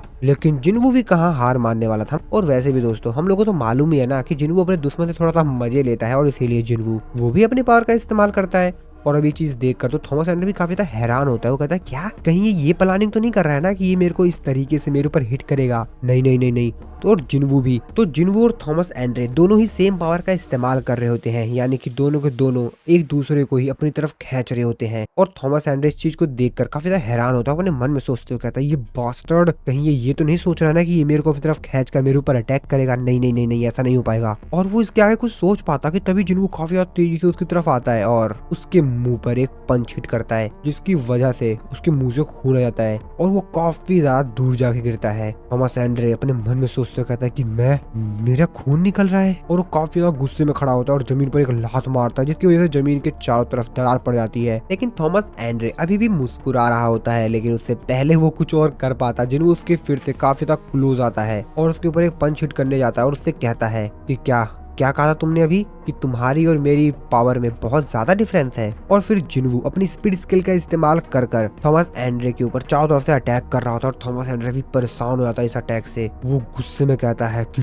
ठीक है, मेरे को तेरे को अंडर एस्टिमेट नहीं करना चाहिए था, मैंने तेरे को बहुत ज्यादा अंडर एस्टिमेट कर लिया। और फिर वो रीफोर्समेंट का इस्तेमाल करता है। इस तरफ हम लोग सिटी में देखते हैं मिस्टर वाइट भी अपने लोगों के साथ इसी जगह पर आ रहे होते हैं जहाँ पर जिन्वू और थॉमस एंड्रे के बीच फाइट हो रही होती है। उनका साथी उनसे पूछता है कि मिस्टर वाइट वैसे वहाँ पर चल क्या रहा है। मिस्टर वाइट उससे कहते हैं अभी कुछ भी एक्सप्लेन करने का बिल्कुल भी समय नहीं है। जिसपे वो कहता है कि मैं जानता हूँ कि शायद आप मेरे को ऐसा कुछ नहीं बता सकते हैं एक नॉर्मल सिविलियन के तौर पर, लेकिन अगर हम उस जगह पर जा रहे हैं तो मेरे को पता होना चाहिए कि वहाँ पर क्या हो रहा है। हम अपनी जिंदगी को खतरे में डाल रहे हैं। और इस तरफ थॉमस एंड्रे अपने न्यू फॉर्म में आता है जो कि काफी ज्यादा ही अलग लग रहा होता है। मिस्टर वाइट बताते हैं वहाँ पे 4 इंसान थे जिन्होंने रूलर्स की स्ट्रेंथ को लिया था और वो शायद उन उन 5 लोगों में से थे जो कि कैमिश की रेड में सरवाइव कर गए थे, और उनमें से जो 4 थे वो थे नेशनल लेवल हंटर। और हाँ, उनमें से एक थॉमस एंड्रे भी था। और इस तरफ हम लोग जिन्वू को देखते हैं जो कि थॉमस एंड्रे का नया फॉर्म देखकर काफी ज्यादा हैरान होता है। उसकी तो आंखें खुली की खुली रह जाती हैं कि आखिरकार अब ये किस रूप में आ गया है। और Thomas Andre full beast form में आ गया होता है जो कि काफी ज्यादा खतरनाक लग रहा होता है, और वो जिन्वू की तरफ ही काफी ज्यादा तेजी से बढ़ रहा होता है। जिन्वू भी उसकी तरफ अटैक करने के लिए काफी ज्यादा तेजी से बढ़ रहा होता है, लेकिन तभी थॉमस एंड्रे काफी ज्यादा गुस्से में जिन्वू के ऊपर अटैक करता है। इस चीज को जिन्वू देख लेता है कि इसका अटैक इस बार तो काफी ज्यादा अलग है, और वो जिन्वू के ऊपर काफी ज्यादा तेजी से अटैक करता है। और जिस जगह पर वो अटैक करता है उसके चारों तरफ की जो पूरी जमीन होती है उसमें दरार सी आ जाती है, पूरी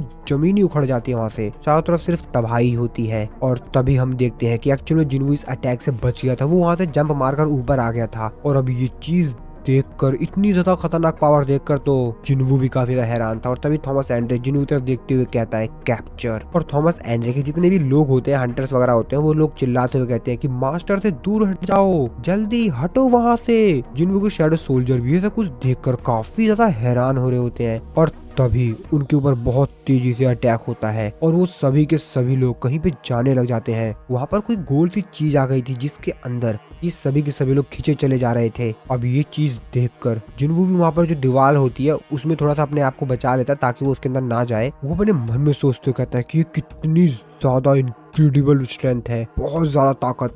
ऐसा लगता है कि एक ब्लैक होल है। मैं भी इस चीज के अंदर चला जाता अगर मेरे पास रूलर्स अथॉरिटी नहीं होती तो। जिन्वू तो बस इस चीज से सिर्फ बच रहा होता है, लेकिन उसके सारे शैडो सोल्जर्स उसके अंदर कैप्चर होते जा रहे होते हैं। अब जिन्वू भी उन लोगों को देख रहा होता है, वो कुछ भी नहीं कर पा रहा होता है। और फिर यहाँ पर बचते हैं सिर्फ थॉमस एंड्रे और जिन्वू। जिन्वू थॉमस एंड्रे से थोड़ा सा ऊपर होता है, जो कि सब कुछ थॉमस एंड्रे को करते हुए देख रहा होता है। थॉमस एंड्रे कहता है इस बार तो मैं नहीं छोड़ूंगा। और जिन्वू सिर्फ ऊपर बैठकर ये सब कुछ देख रहा होता है। वो भी काफी ज्यादा हैरान होता है। थॉमस एंड्रे जिन्वू से कहता है कि तू इस बार नहीं बचेगा। इस तरफ हम बाकी सभी हंटर्स को देखते हैं जिनकी हालत काफी ज्यादा खराब हो गई होती है, क्योंकि थॉमस एंड्रे के इस अटैक से जिन्वू के शैडो सोल्जर्स और जिन्वू ही नहीं बाकी सभी लोग भी जो थे वो भी अफेक्ट हो गए थे। और इस वजह से जो हंटर्स सही सलामत थे वो बाकी हंटर्स जो कि घायल हो गए थे उन सभी को उस जगह से बाहर निकाल रहे होते हैं। वो हंटर्स कह रहे होते हैं कि जल्द से जल्द मास्टर से दूर हटो। थॉमस एंड्रे जो कि अब तैयार होता है जिन्वू से लड़ने के लिए। दूर खड़े जो बाकी हंटर्स होते हैं वो भी थॉमस एंड्रे को ही देख रहे होते हैं, जो कि बहुत ज्यादा गुस्से में होते, और वो लोग भी समझ गए होते हैं कि अब युद्ध बहुत तगड़ा होगा। और फिर थॉमस एंड्रे देखते ही देखते काफी तेजी से एक बहुत तगड़ा जंप मारता है और सीधा जिन्वू के पास जाता है। लेकिन जिन्वू के पास जाकर वो जिन्वू पर अटैक कर पाता उससे पहले ही जिन्वू उसके सर के ऊपर पैर रख के वहां से बहुत ऊंची जंप मारता है और उसके उस अटैक से बच जाता है। जिन्वू आसमान में उड़ता हुआ अपने मन में सोच रहा होता है कि अब तो इससे अच्छे से लड़ना ही पड़ेगा। थॉमस एंड्रे जो कि जिन्वू की तरफ देखते हुए फिर से अपनी पावर का इस्तेमाल करता है और कहता है कैप्चर। और फिर जिन्वू काफी ज्यादा तेजी से थॉमस एंड्रे की तरफ खींचता चला जा रहा होता है। और फिर जिन्वू भी अपनी स्किल रूलर्स अथॉरिटी को एक्टिवेट करता है और फिर वो भी थॉमस एंड्रे को अपनी तरफ खींचने लग जाता है। और अब ये दोनों ही एक दूसरे को अपनी तरफ काफी ज्यादा तेजी से खींच रहे थे। थॉमस एंड्रे अपने मन में सोच रहा होता है कि क्या ये मेरे को भी अपनी तरफ काफी ज्यादा तेजी से खींच रहा है, लेकिन पहले बार की तुलना में ये इस बार काफी ज्यादा तेजी से मेरे को अपनी तरफ खींच रहा है। लगता है ये मेरे से हेड टू हेड फाइट करना चाहता है, तो चलो ठीक है फिर करते हैं इसके साथ मजे। और फिर थॉमस एंड्रे दोबारा से अपनी रिफोर्समेंट स्किल का इस्तेमाल करता है बहुत ज्यादा तेजी से। ये एक दूसरे को ही काफी तेजी से एक दूसरे की तरफ खींच रहे होते हैं और बहुत ज्यादा तेजी से इन दोनों का हाथ एक दूसरे के हाथ से टकराता है। थॉमस एंड्रे का जो कवच होता है वो तो पूरी तरीके से ही डिस्ट्रॉय हो जाता है। अब इस चीज को देखकर तो थॉमस एंड्रे की आंखें फटी की फटी रह जाती हैं कि आखिरकार किस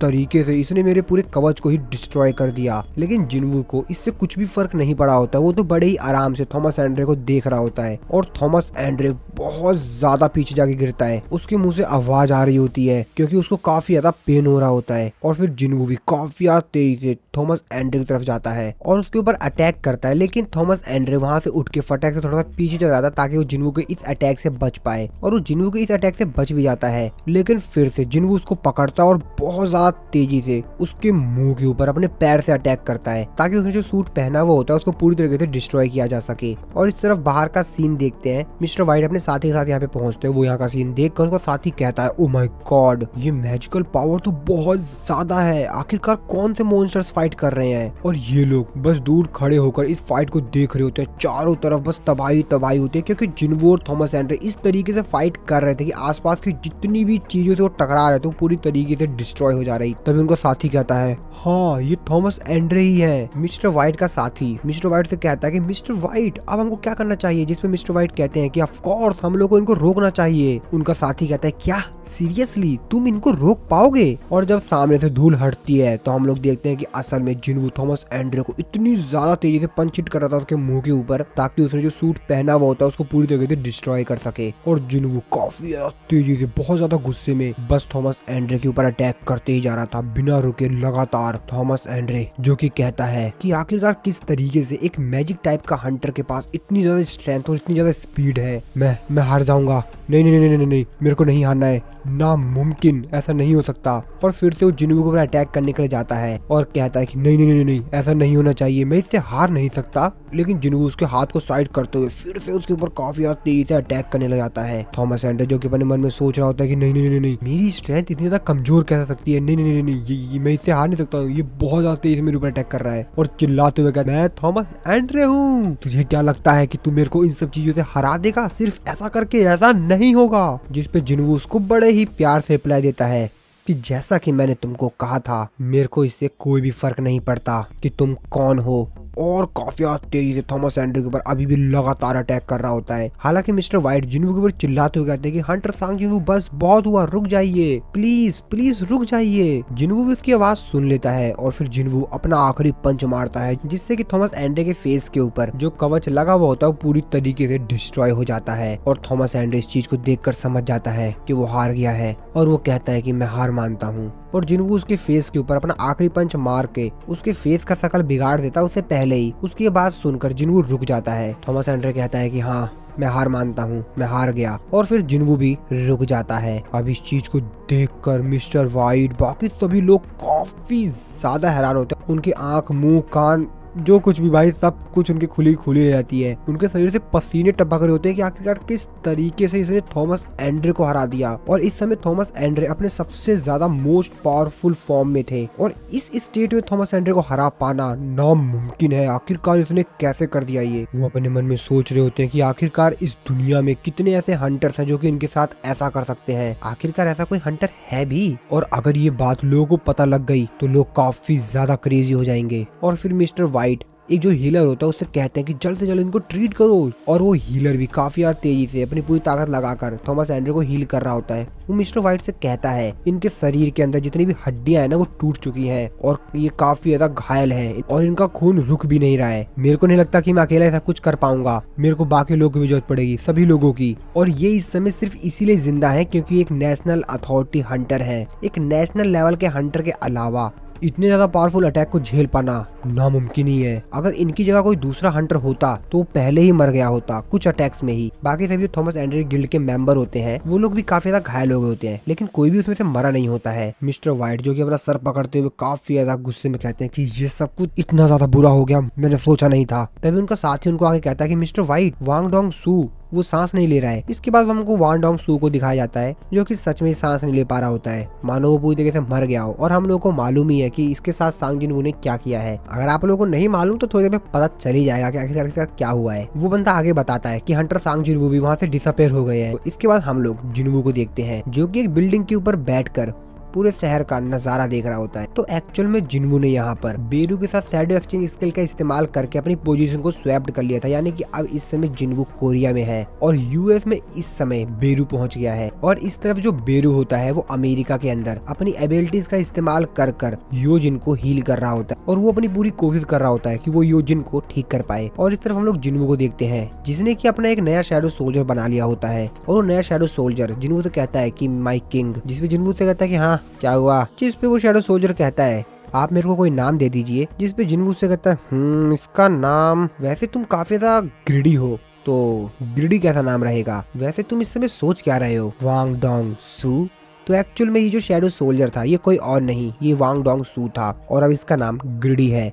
तो जिन्हू को शैडो सोल्जर ग्रिडी जिन्हू से कहता है कि थैंक यू माय किंग, जिस पे जिन्हू कहता है हाँ ठीक है ठीक है ठीक है, और अब दोबारा से फ्लोर की तरफ मुंह करके लेट जाओ। तो जिन्हू यहाँ पर उसको थोड़ी सी पनिशमेंट दे रहा था, क्योंकि वांग डोंग सू को तो वो पनिशमेंट दे नहीं पाया क्योंकि वो जिन्हू के थोड़े से अटैक में मर गया, और इसीलिए जिन्हू इस शैडो सोल्जर को थोड़ा सा परेशान कर रहा है, इससे मजे ले रहा है। सिर्फ इंटरनेशनल गिल्ड कॉन्फ्रेंस में अगले दिन का सीन दिखाया जाता है, जहाँ पर जिन्हू दोबारा से यूएस में आ गया था, क्योंकि जैसे कि जिन्हू के 3 घंटे पूरे हो चुके होंगे, तो इसलिए जिन्हू ने फिर से बेरू के साथ अपनी जो पोजीशन है वो स्वैप कर ली होगी। जिन्हू चेयरमैन से कहता है कि यहाँ पर काफी सारे रिपोर्टर्स हैं, जिसपे चेयरमैन जिन्हू से कहता है ऐसा लगता है कि आपकी कल की फाइट के बारे में इन लोगों को पता चल गया है, क्योंकि मेरे को काफी ज्यादा चिंता हो रही है। आज तुम लोगों का अटेंशन अपनी तरफ लाने से रोक नहीं पाओगे, हर कोई तुम्हारी ही चर्चा कर रहा है, तुम्हें ही हर कोई जानना चाहता है, लेकिन वो अपने मन में तो कुछ और ही सोच रहे होते हैं। वो अपने मन में सोच रहे होते हैं कि ओ तो जिसने पूरे स्केवेंजर गिल्ड को हिला के रख दिया, उन सब के पीछे ये इंसान है। इसके बाद वो आगे जिनको बताते हैं कि बाकी सभी जो इन्फॉर्मेशन है हमको वहाँ से मिल गई है, और वांग डोंग सू ने जो भी कारनामा किया था उन सब के इन्फॉर्मेशन जो है वो हंटर ब्यूरो को ऑफिशियली तौर पर पता चल जाएगी, और वो इंसिडेंट के बारे में जो कुछ भी वहाँ पर हुआ था सब कुछ पता लगा लेंगे। जिन्हू जो कि अपने मन में सोच रहा होता है कि मेरे को इंसिडेंट के बारे में अब ज्यादा कुछ नहीं सोचना चाहिए, और मैं अमेरिका सिर्फ एक ही रीजन से आया था, और जैसे ही मेरे को उस चीज के बारे में पता चल जाएगा जो कि मैं यहाँ पर जानने के लिए आया था,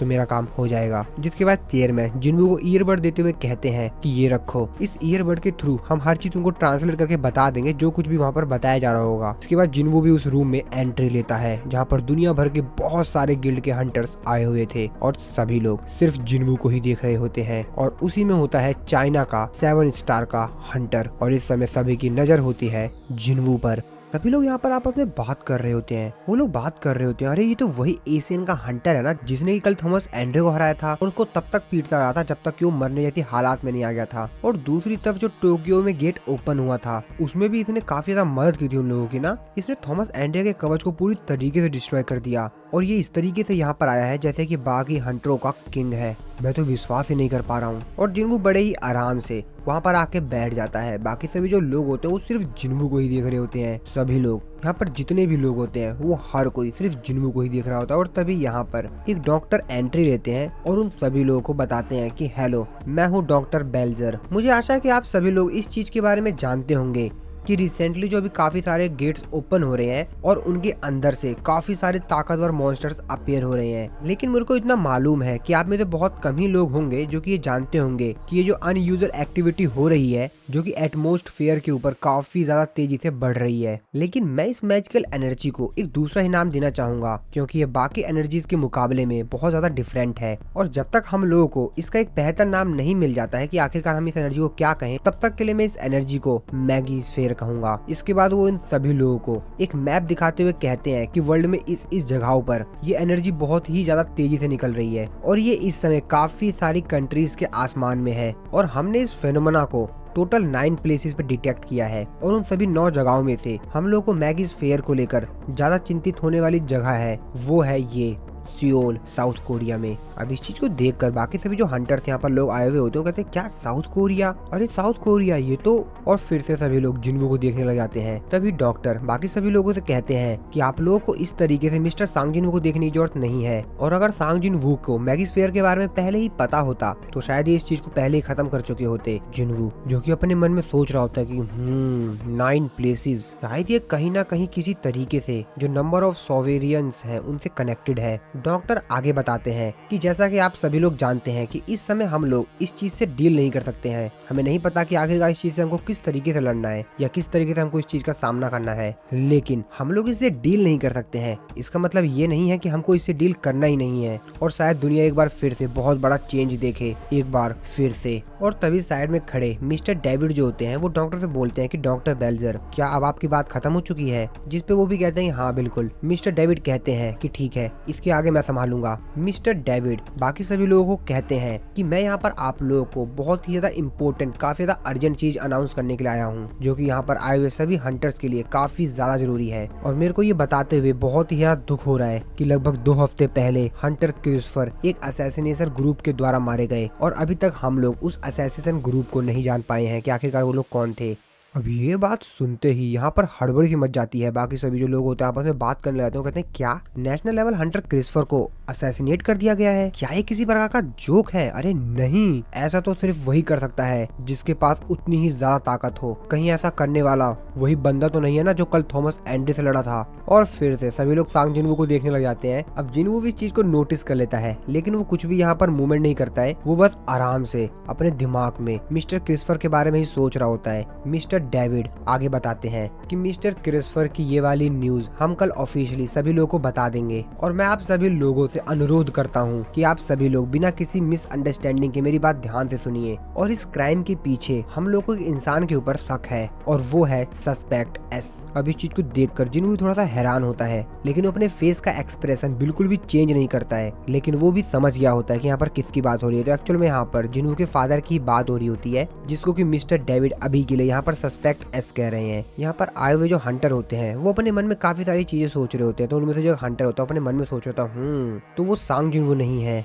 जो कि कल थॉमस एंड्रे से लड़ा था। तभी दूसरा हंटर अपने मन में सोच रहा था लेकिन इसकी शक्ल तो एशियन इंसानों जैसी लग रही है, और इसकी शक्ल को देखकर कुछ ऐसा सा लग रहा है कि यहाँ पर बैठा हुआ एक इंसान जो कि इसी की तरह लग रहा है। और ये जो दोनों हंटर होते हैं जो कि मन में सब कुछ सोच रहे होते हैं, जिनवू को जस्ट आगे ही बैठे होते हैं, वो अपने मन में सोच रहे कहते हैं नहीं नहीं नहीं नहीं पीछे मुड़ के नहीं देखना है। और वो जिन्वू के ऊपर पूरे शक तो कर रहे होते हैं, लेकिन उनकी इतनी औकात ही नहीं होती है कि वो पीछे मुड़कर जिन्वू के ऊपर शक भी कर सके या उसको देख भी सके। और इसीलिए उनकी काफी ज्यादा हालत खराब हो रही होती है। वो सोच रहे थे कि जिन्वू से रिलेटेड तो होगा, लेकिन फिर भी वो पीछे नहीं देख पा रहे होते हैं। अपने मन में बस यही सोच रहे होते हैं कि नहीं नहीं नहीं पीछे नहीं देखना है, पीछे नहीं देखना है। और वैसे भी जितने भी एशियन लोग हैं वो सभी के सभी एक जैसे तो लगेंगे ना। जिन्वू जो कि काफी ज्यादा गुस्से में होता है, वो अपना दांत दबाते हुए कहता है क्यों, आखिरकार मेरे फादर ही क्यों? जिन्वू अपने मन में सोच रहा होता है कि जो डंजन होता है वो रूलर्स की टेरिटरी होती है, जहाँ पे रूलर्स राज करते हैं। और जिन्वू को कैमिस की वो बात याद आती है जहाँ पर कैमिस ने उसको बताया था कि माई किंग वहाँ पर 4 इंसान थे जिन्होंने की रूलर्स की स्ट्रेंथ को लिया था, आप उनसे सावधान रहिएगा। जिन्वू कहता है मैं नहीं जानता कि आखिरकार क्यों रूलर्स ने एक मॉन्स्टर को भेजा मेरे फादर के रूप में। शायद यहाँ पर जो कैमिस कह रहा था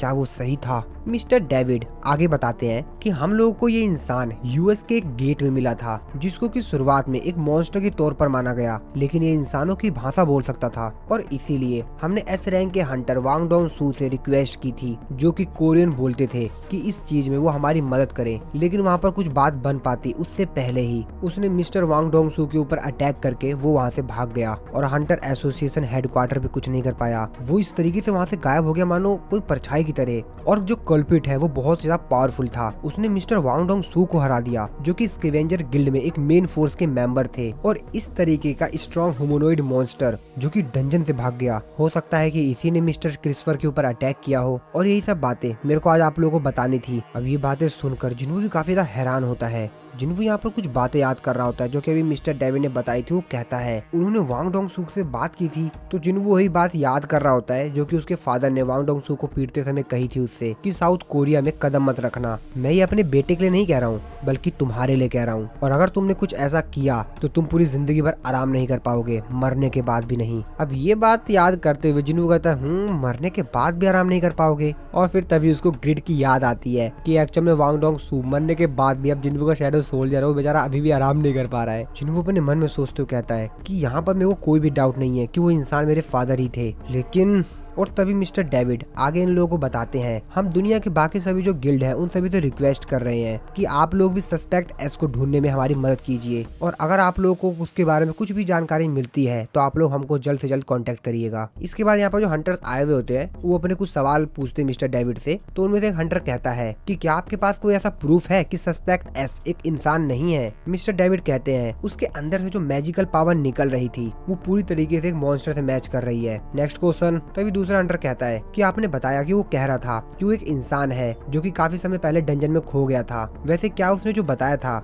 उस प्रकार का कोई हंटर रियली में एग्जिस्ट करता भी है? जिसपे वो बताता है कि हाँ एक इंसान तो था। नेक्स्ट। और तभी एक हंटर कहता है तो आप उसकी आइडेंटिटी को छुपा क्यों रहे हैं अगर वो एक हंटर था तो? जिसपे मिस्टर डेविड कहते हैं यहाँ पर इस समय एक हंटर है जिससे कि उस हंटर का कुछ रिलेशन है, और इसीलिए हम लोगों ने डिसाइड किया है कि हम इस इन्फॉर्मेशन को रिवील नहीं करेंगे कि आखिरकार वो कौन था। और कोई क्वेश्चन आप लोगों को पूछना है? और तभी चाइना का 7 स्टार का हंटर लियू जिगैंग कहता है कि हाँ मेरा एक क्वेश्चन है, वैसे अगर आप उस इंसान की आइडेंटिटी हम लोगों को बता दे तो हमको उसको पकड़ने में थोड़ी आसानी रहेगी, ज्यादा ही आसानी रहेगी। आपको नहीं लगता चीफ कि आपको हमें बता देना चाहिए कि आखिरकार वो इंसान कौन है? मैं डायरेक्टली आपसे पूछ ही लेता हूँ कि आखिरकार उस मॉन्स्टर का हंटर सांग जिन वू से क्या रिलेशन है। मिस्टर डेविड थोड़ा सा सोचते हैं कि ठीक है, अगर हंटर ल्यूज यांग चाहते हैं कि मैं उनको इस चीज के बारे में बता दूं तो मेरे पास अब कोई दूसरी चॉइस है भी नहीं। ठीक है, तो क्वेश्चन आंसर के दौरान हम लोग को ये बात पता चली कि जो सस्पेक्ट एस है वो एक्चुअल में हंटर सांग जिन वू के फादर है। और फिर हमने इस चीज के ऊपर इन्वेस्टिगेशन किया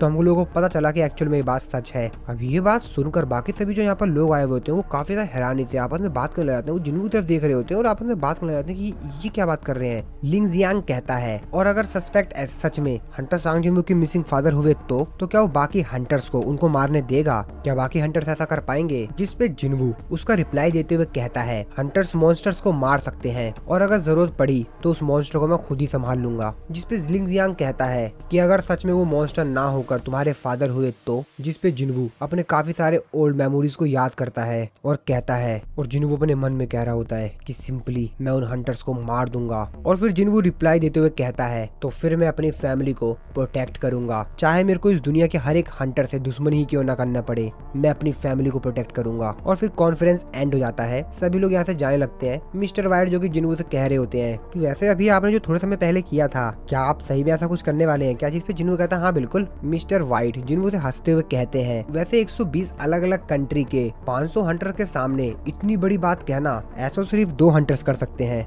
एक आप जो कि इतनी ज्यादा हिम्मत दिखा सकते हैं जो कि कुछ ऐसी बात कह सके। जिसपे जिनवू कहता है, वैसे दूसरा कौन है? मिस्टर वाइट हंसते हुए कहते हैं, अरे दूसरा इस समय हॉस्पिटल में है। और जिनवू को भी याद आ जाता है कि एक्चुअल में यहाँ पर किसकी बात कर रहा है, तो एक्चुअल में यहाँ पर थॉमस एंड्रे की बात कर रहे होते हैं ये। और फिर जन वहाँ से जाने लगता है। तभी मिस्टर वाइट उससे कहते हैं, वैसे हंटर एसोसिएशन ने यहाँ पर एक बहुत बड़ी पार्टी ऑर्गेनाइज की है, तो अगर आप ज्यादा बिजी नहीं है तो शायद आप यहाँ पर रुक सकते हैं, क्योंकि आपको बाकी हंटर से मिलने का मौका मिलेगा। और तभी यहाँ पर लिंग जियांग आता है जिनवू के पास। बाकी सभी जो यहाँ पर लोग होते हैं, हंटर्स होते हैं, वो तो बस यहाँ पर लिंग जियांग को ही देख रहे होते हैं कि अब ये क्या कारनामा करने वाला है। और तभी लिंग जियांग जिनवू के पास आता है और वो चाइनीज में बोल रहा होता है। जिनवू अपने मन में सोच रहा होता है कि वैसे क्या बोल रहा है, क्योंकि जिनवू को तो चाइनीज आती नहीं है, तो उसको कुछ समझ नहीं आ रहा होता है, क्योंकि एक्चुअली जिनवू को चाइनीज तो आती नहीं है, तो उसको तो कुछ पता नहीं चल रहा होता कि आखिर बोल क्या रहा है। तभी मिस्टर वाइट जिनवू से कहते हैं कि ये कह रहा है कि इसने उस जायंट मॉन्स्टर को पकड़ लिया था और खत्म भी कर दिया, जो कि तुम्हारे हाथ से छूट गया था। और फिर जिनवू मिस्टर वाइट से कहता है, अच्छा ये बात है, वैसे क्या आपको चाइनीज बोलने आती है? जिसपे मिस्टर वाइट कहते हैं, अरे बिल्कुल, मैं एशियन ब्रांच का इंचार्ज हूँ, तो मेरे को एशियन की जितनी भी लैंग्वेज है वो आराम से बोलने आती है, बताइए क्या बोलना है? तो जिनवू भी कहता है, हाँ ठीक है,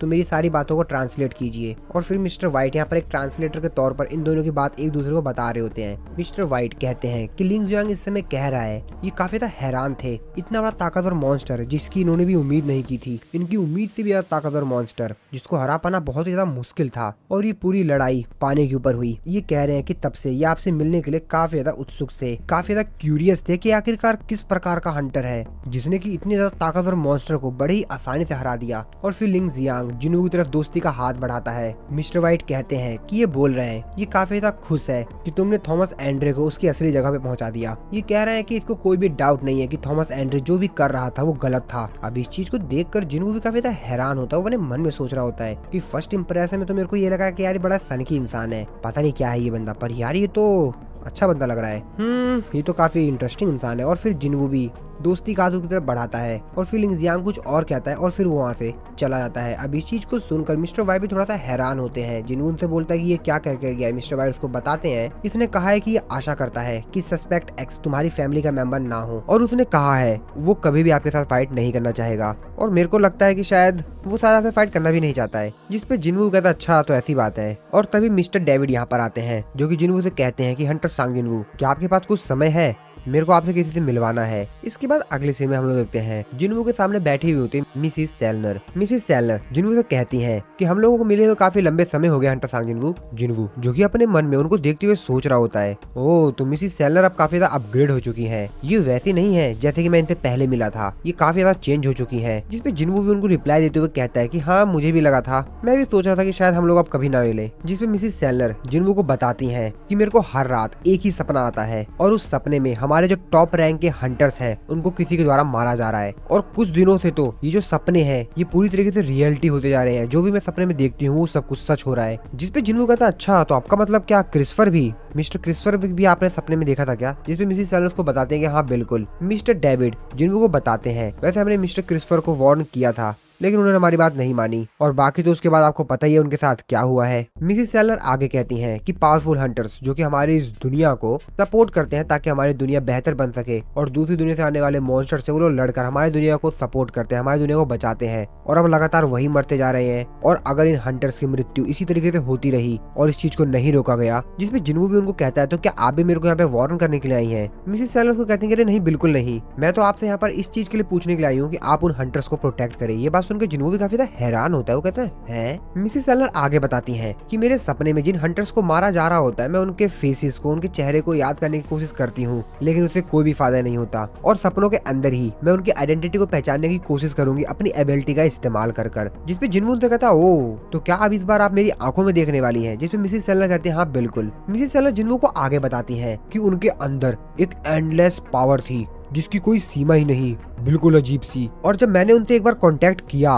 और मेरे को अपनी नींद से जागने में फोर्स किया जा रहा था और मेरे को वो अजीब सी आवाज, वो आवाज मेरे को अभी भी याद है जो कि उसमें से आ रही थी जब मेरी आंखें बंद थी। तो जिसपे जिन्हों कहता है कि आखिरकार वो क्या था वो, उन्होंने क्या कहा? मिसेस सेलर बताती है कि उन्होंने कहा कि वापिस जाओ और युद्ध के लिए तैयारी करो। जिन्हों जो कि बात सुनकर अपने मन में सोच रहा होता है तो क्या ये बैटल सॉवरेजियन के रूलर्स और किंग ऑफ जायंट के बीच होगी? और अगर ऐसी बात है तो मैं काफी ज्यादा हैरान हूँ कि आखिरकार कौन सा साइड है जो कि हंटर्स को मारना चाह रहा है और इस तरीके से हंटर को मारे जा रहा है। जिसके बाद जिन्हों मिसेस सेलर से कहता है लेकिन आप मेरे से क्यों कह रही हैं कि मैं बाकी हंटर्स को प्रोटेक्ट करूं? जिसपे मिसेस सेलर को कहती है क्योंकि मैंने तुम्हारे अंदर भी वही सेम टाइप की पावर को डिटेक्ट किया था। अब ये बात सुन के जिन्हों अपने मन में सोचते हुए कहता है ओ तो मेरे को लगता है कि मैडम सेलर ने उस दिन मेरे अंदर शैडो सॉवरेजियन की पावर देख लिया था। और अगर इन लोगों ने अपने ड्रीम्स के अंदर हंटर से जो पावर आ रही थी वो सेम ही पावर थी तो जरूर वो लोग सॉवरेजियन ही होंगे। मिस्टर डेविड जिन्हों से कहते हैं कि कोई तो ऐसी चीज है जो कि हंटर से भी ऊपर है और इसीलिए हमें तुम्हारी इमेंस पावर की जरूरत है ताकि हम लोग इस चीज को रोक सके। और अगर मैं आपसे एकदम सच बताऊं, हम लोग पूरी तरीके से कन्विंस नहीं थे कि सिर्फ आप ही हैं जो कि हमको इस चीज से बचा सकते हैं,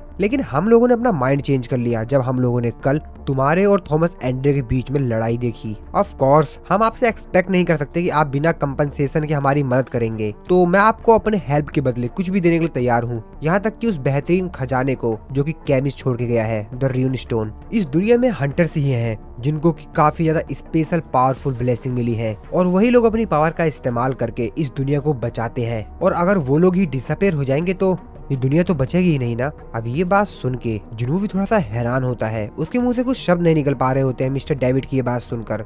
और तभी जिन्हों कहता है कि आई एम सॉरी, जिसमें मिस्टर डेविड जिन्हों से काफी ज्यादा हैरानी से कहते हैं कि अगर आप ऐसा इसलिए कह रहे हैं क्योंकि कल थॉमस एंड्रे और आपके बीच में कुछ फाइट हो गई थी, तो जिसपे वो आगे कुछ कह पाते, तभी जिन्हों उनको बीच में रोकते हुए कहता है कि नहीं वो बात नहीं है। और फिर जिन्हों वहाँ से जाने के लिए तैयार हो जाता है। वो खड़े होते हुए कहता है कि ठीक है। मिस्टर वाइट भी जिन्हों को ही देख रहे होते हैं, वो अपने मन में सोच रहे होते हैं जिन्हों की उस बात को जो कि जिन्हों ने हंटर कॉन्फ्रेंस के दौरान कही थी, तो फिर मैं अपनी फैमिली को प्रोटेक्ट करूंगा, इसके बदले मेरे को इस दुनिया के हर एक हंटर से दुश्मनी ही क्यों ना मोल लेनी पड़े। और फिर जिन्हों वहाँ से जाते जाते थक हार कर कहता है ठीक है एजेंट वाइट, मेरे को उन सभी हंटर्स की लिस्ट दो जिसे आप चाहते हैं कि मैं प्रोटेक्ट करूं। मेरे को काफी अच्छा लगेगा अगर आप मेरे को उन हंटर से मिलने की अपॉर्चुनिटी भी देते हैं तो। अब ये बात सुनकर मिस्टर वाइट काफी ज्यादा खुश हो जाते हैं क्योंकि वो समझ गए होते हैं कि जिन्हों भी मान चुका है उन हंटर्स की मदद करने के लिए, और इसीलिए मिस्टर वाइट कहते हैं ऑफ कोर्स बिल्कुल। इसके बाद अगले सीन में हम लोग हंटर एसोसिएशन के द्वारा जो इंटरनेशनल गिल्ड कॉन्फ्रेंस की लास्ट डे थी, उस दिन पार्टी ऑर्गेनाइज की गई थी जिसको कि कहा जा रहा था द नाइट ऑफ हंटर्स, यानी यहाँ पर सभी के सभी लोग हंटर्स थे। यहाँ पर दुनिया भर के सभी बेस्ट से बेस्ट जो हंटर्स थे वो यहाँ पर आए हुए थे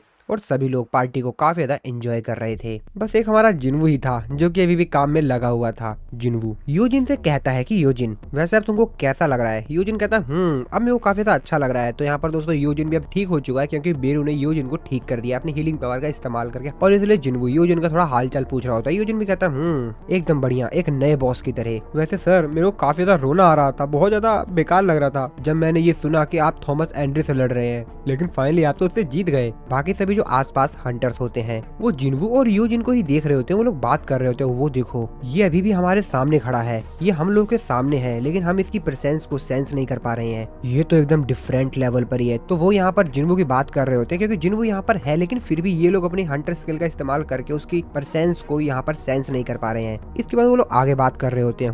वो देखो वो जो दूसरा उसके साइड में खड़ा है, वो दूसरा हंटर, इसी को बचाने के लिए उसने थॉमस एंड्रे से फाइट की थी, है ना। दूसरा हंटर कहता बिल्कुल सही बात है। और फिर ये लोग हंटर जिनवू के पास जाते हैं जिनवू से मिलने के लिए। तो उसमें जो एक हंटर होता है वो जिनवू से बोलता है, आपसे मिलकर काफी अच्छा लगा हंटर जिनवू। इसके बाद अपना इंट्रोडक्शन देते हुए बताता है, मैं ग्लोबल कॉर्पोरेशन का सीईओ हूँ और हम लोग मॉन्स्टर के जो बची हुई चीजें होती हैं उन चीजों में डील करते हैं, जो भी उनकी स्पेशल चीजें होती हैं। तो आपने अभी तक जितने भी बड़े बड़े मॉन्स्टर्स को हंट किया है, मैं उन सब की चीजों को खरीदना चाहूंगा। तो क्या आपके पास थोड़ा सा समय है? जिनवू भी अपने मन में सोचता था, ये अच्छा समय है। और फिर वो योजिन की तरफ इशारा करते हुए कहता है, देखो रेड का जो मेन इंचार्ज है वो तो योजिन ही है, हमारा वाइस चेयरमैन, और साथ ही में बिजनेस रिलेटेड जो भी काम होते हैं उस चीज के बारे में भी हमारा वाइस चेयरमैन योजिन ही बात करता है। तो आपको इस चीज से रिलेटेड अगर बात करनी है तो आप योजिन से बात कर सकते हैं। और फिर योजिन भी अपना इंट्रोडक्शन देते हुए उस हंटर को बताता है कि मैं हूँ एजेंट गिल्ड का वाइस चेयरमैन योजिन। और वो फिर हंटर योजिन के पास जाएगा, था आपसे मिलकर काफी अच्छा लगा। और फिर वो दोनों वहां से चले जाते हैं बात करने के लिए। जिनवू जो कि दूर खड़ा हुआ ये सब कुछ देख रहा होता है और वो भी थोड़ा सा खुश होता है कि फाइनली अब योजिन भी ठीक हो गया और वो बाकी काम भी संभाल ले रहा है। और अपने मन में सोचते हुए कहता है, ये पूरी तरीके से एक वाइस चेयरमैन है, अब चलो मेरे लिए तो अच्छा ही है। और तभी जिनवू वहां से जा रहा था कि तभी उसको पीछे से आवाज आती है। तो एक्चुअल में यहाँ पर मिस्टर व्हाइट आ गए थे वो लिस्ट लेकर, जिसमें सभी हंटर के नेम है जिन लोगों को जिनवू को प्रोटेक्ट करना है। मिस्टर व्हाइट जिनवू कहते हैं कि जिनवू